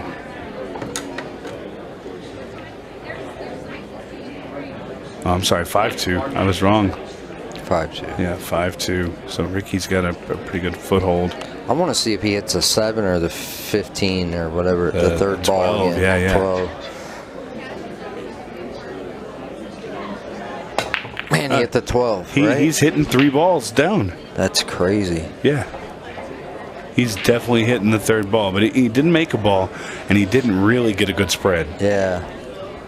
I'm wondering when he came up with that idea there, because he definitely went 3 balls down. If we see you on the practice table later breaking the third ball, we'll know why. If I do that, I mishit him, I think, which is very possible. That's a tough break to do if you're putting any power into it because your cue ball is really wanting to fly off the table with any pace. Yeah. That's why the second ball break is so difficult to get right every time, because a little bit too hard, you're going off the table. A little bit too soft, you're just clustering everything up. Very difficult to get the speed right. Yeah, and that's what I think everybody that starts off playing 8-ball, they teach you the second ball break, because if you break dry, you don't leave a wide open table for your opponent. Well, I'm not sure if you'll know the name, but in the Louisiana Open that we had a couple months ago, a kid named Jacob Watson. Do you know that name? No. A young, well, it's not quite as young as he was. He was on the junior team back a couple years ago, several years ago, and he won the U.S. Amateur Championship a few years ago. He actually played in the shootout, and he drew Darren Appleton. We all know how Darren plays. And I was talking to him a little bit. He's a good friend of mine. And he says, yeah, I'm second ball breaking every time. I said, why? Do you have such a good break? And he said, yeah, but if I don't make a ball, I'm giving Darren every game. At least with the second ball, if I don't make it, he's got to work for it. And yeah. It's a true story. I mean, if you break head on, you don't make a ball, just like you and Adam playing, he was breaking so good, but as soon as he didn't make a ball, you were out. Oh, you're done, yeah. Makes it very difficult. Wow, he had a great shot right there. Came out great.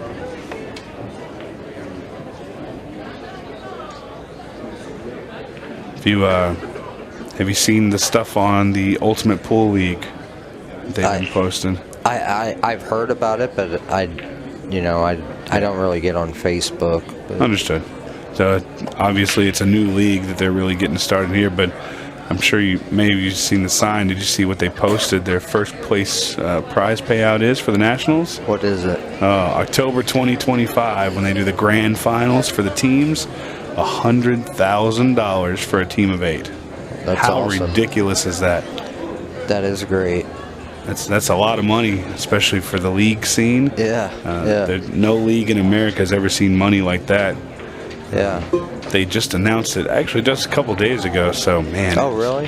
Yeah, it's a wild number. Can anybody play, or is it?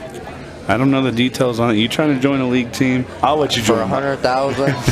I'll let you join my team, Justin. All right. We'll just create a team and we'll go snap off that 100,000. Bet. I'll have to get confirmation on that. Actually, I don't know what the maximum is, but it just goes to show you that everybody wants a piece of that pie. That's a whole pie compared to what's offered right now. So yeah. A lot of money. 5-man team, you can walk away with $20,000, and that's all cash. There's no There's no prizes or even better.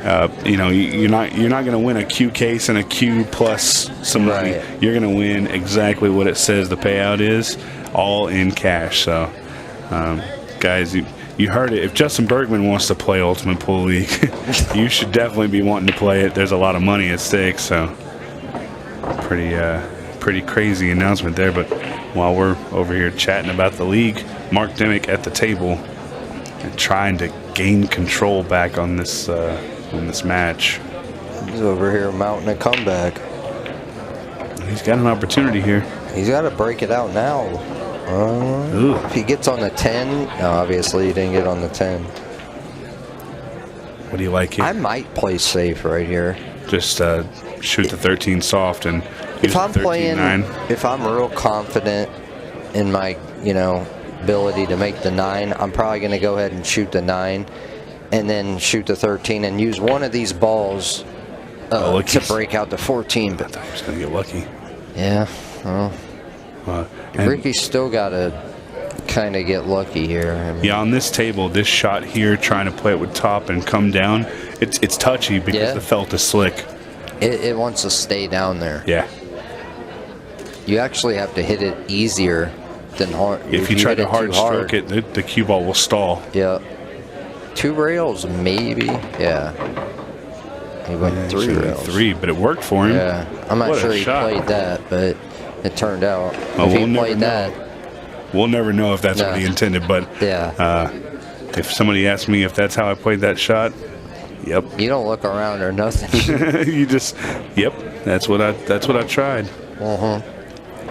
2-6 is going to be the impending score, as long as Ricky can make this 8-ball.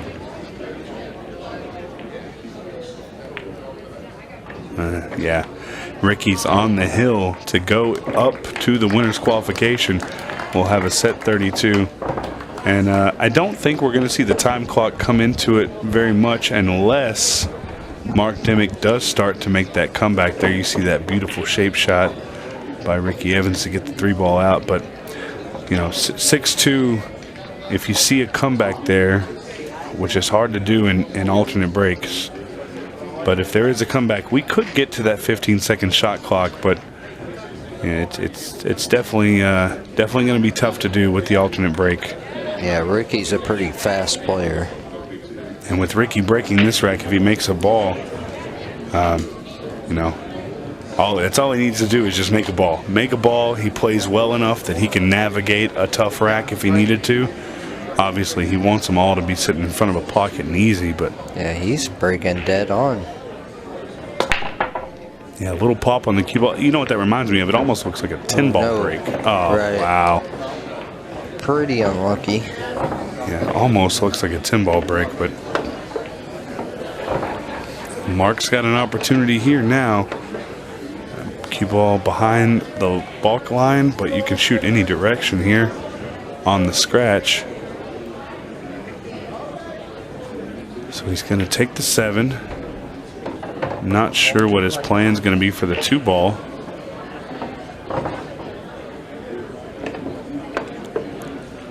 But I think he's got to play 1-6. I don't know the navigation down there, but he's got to use one of those balls to be able to shoot the 2 in the top right.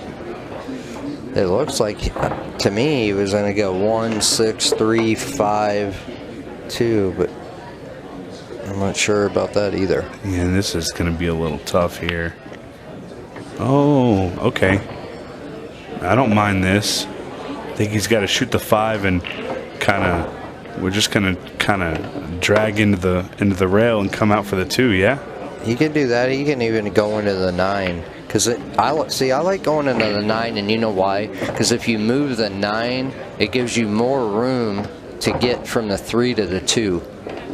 Yeah. See, right now, he's got to work hard. If he would have moved the 9 to the rail, he would have had all that extra room. Yeah, he's going to have to work a lot harder to get here. I mean, he's still fine, probably, but they tell you don't move balls, but I might have moved the 9 right there. Well, that's something we talked about. You know, a lot of the UK players that you see, they don't want to move anything. They want to tap, tap, tap. Yeah. You know, don't move anything if you don't have to. I think more of an American style is moving balls around, getting a little touch on a ball to move it into a better position, stuff like that. So that's what's so great about this game. There's way more ways. Oh, wow. Kind of rushed it. I can't believe he missed that ball. Not an extremely difficult shot. It's not the hardest shot he shot today, so really odd. You better miss not there. fool around here. I would shoot the 13 now. Oh, he can do it now too, maybe. If he shoots the 13 now, can he run into the 14 and the 12? Yeah. You don't want to wait too long to break these out. Yeah, you don't want to get forced into leaving it for last. Then if you make a mistake, you have no insurance policy. Yeah. A little touch is all he needed, and that's going to be good enough, I think. I like the 15 to the 10. But he's going to go to the 14 first. Again, like you said, it doesn't really matter. I don't like this because I don't like having to cross where that 8-ball was. That's why I kind of preferred working this into the table first. Yeah. But I think he kind of underhit it maybe too. Yeah. But he's all right. Yeah, the touch here, he's getting a little bit further out of line, but I think it's too little too late for it to really affect him because he's going to have the 15 in the top right-hand corner and a nice, easy shot on the 12. Yeah, this is... Yeah, it's not looking good if you're a Mark Dimmick fan. Yeah, unfortunately not for Mark, but Ricky Evans feels pretty good about it. All we need is this 8 ball to fall. And there it is. Ricky Evans is going to take the rack. What a match, Justin, man. I appreciate you sitting in with me. It's been a pleasure. Me too. Thank you. And, Appreciate it. I think we're going to send Steven out into the arena to get a word with Ricky Evans. And we'll be right back here in just a few minutes, guys. Ultimate Pool USA presents the Ultimate Pool USA League Grand Finals. You and your team climb the leaderboards for a shot of winning the $100,000 first prize. Survive the heart-pounding formats of match and shot clocks. Deliver for your teammates when it matters most. Track your progress with Ultimate Pool Score. All roads lead to the Grand Finals in October 2025, and your chance to claim a $100,000 first prize. And because our motto is for the players, all prizes are cash payouts. Begin your journey now and sign up to your local Ultimate Pool USA League. Ultimate Pool USA, for the players.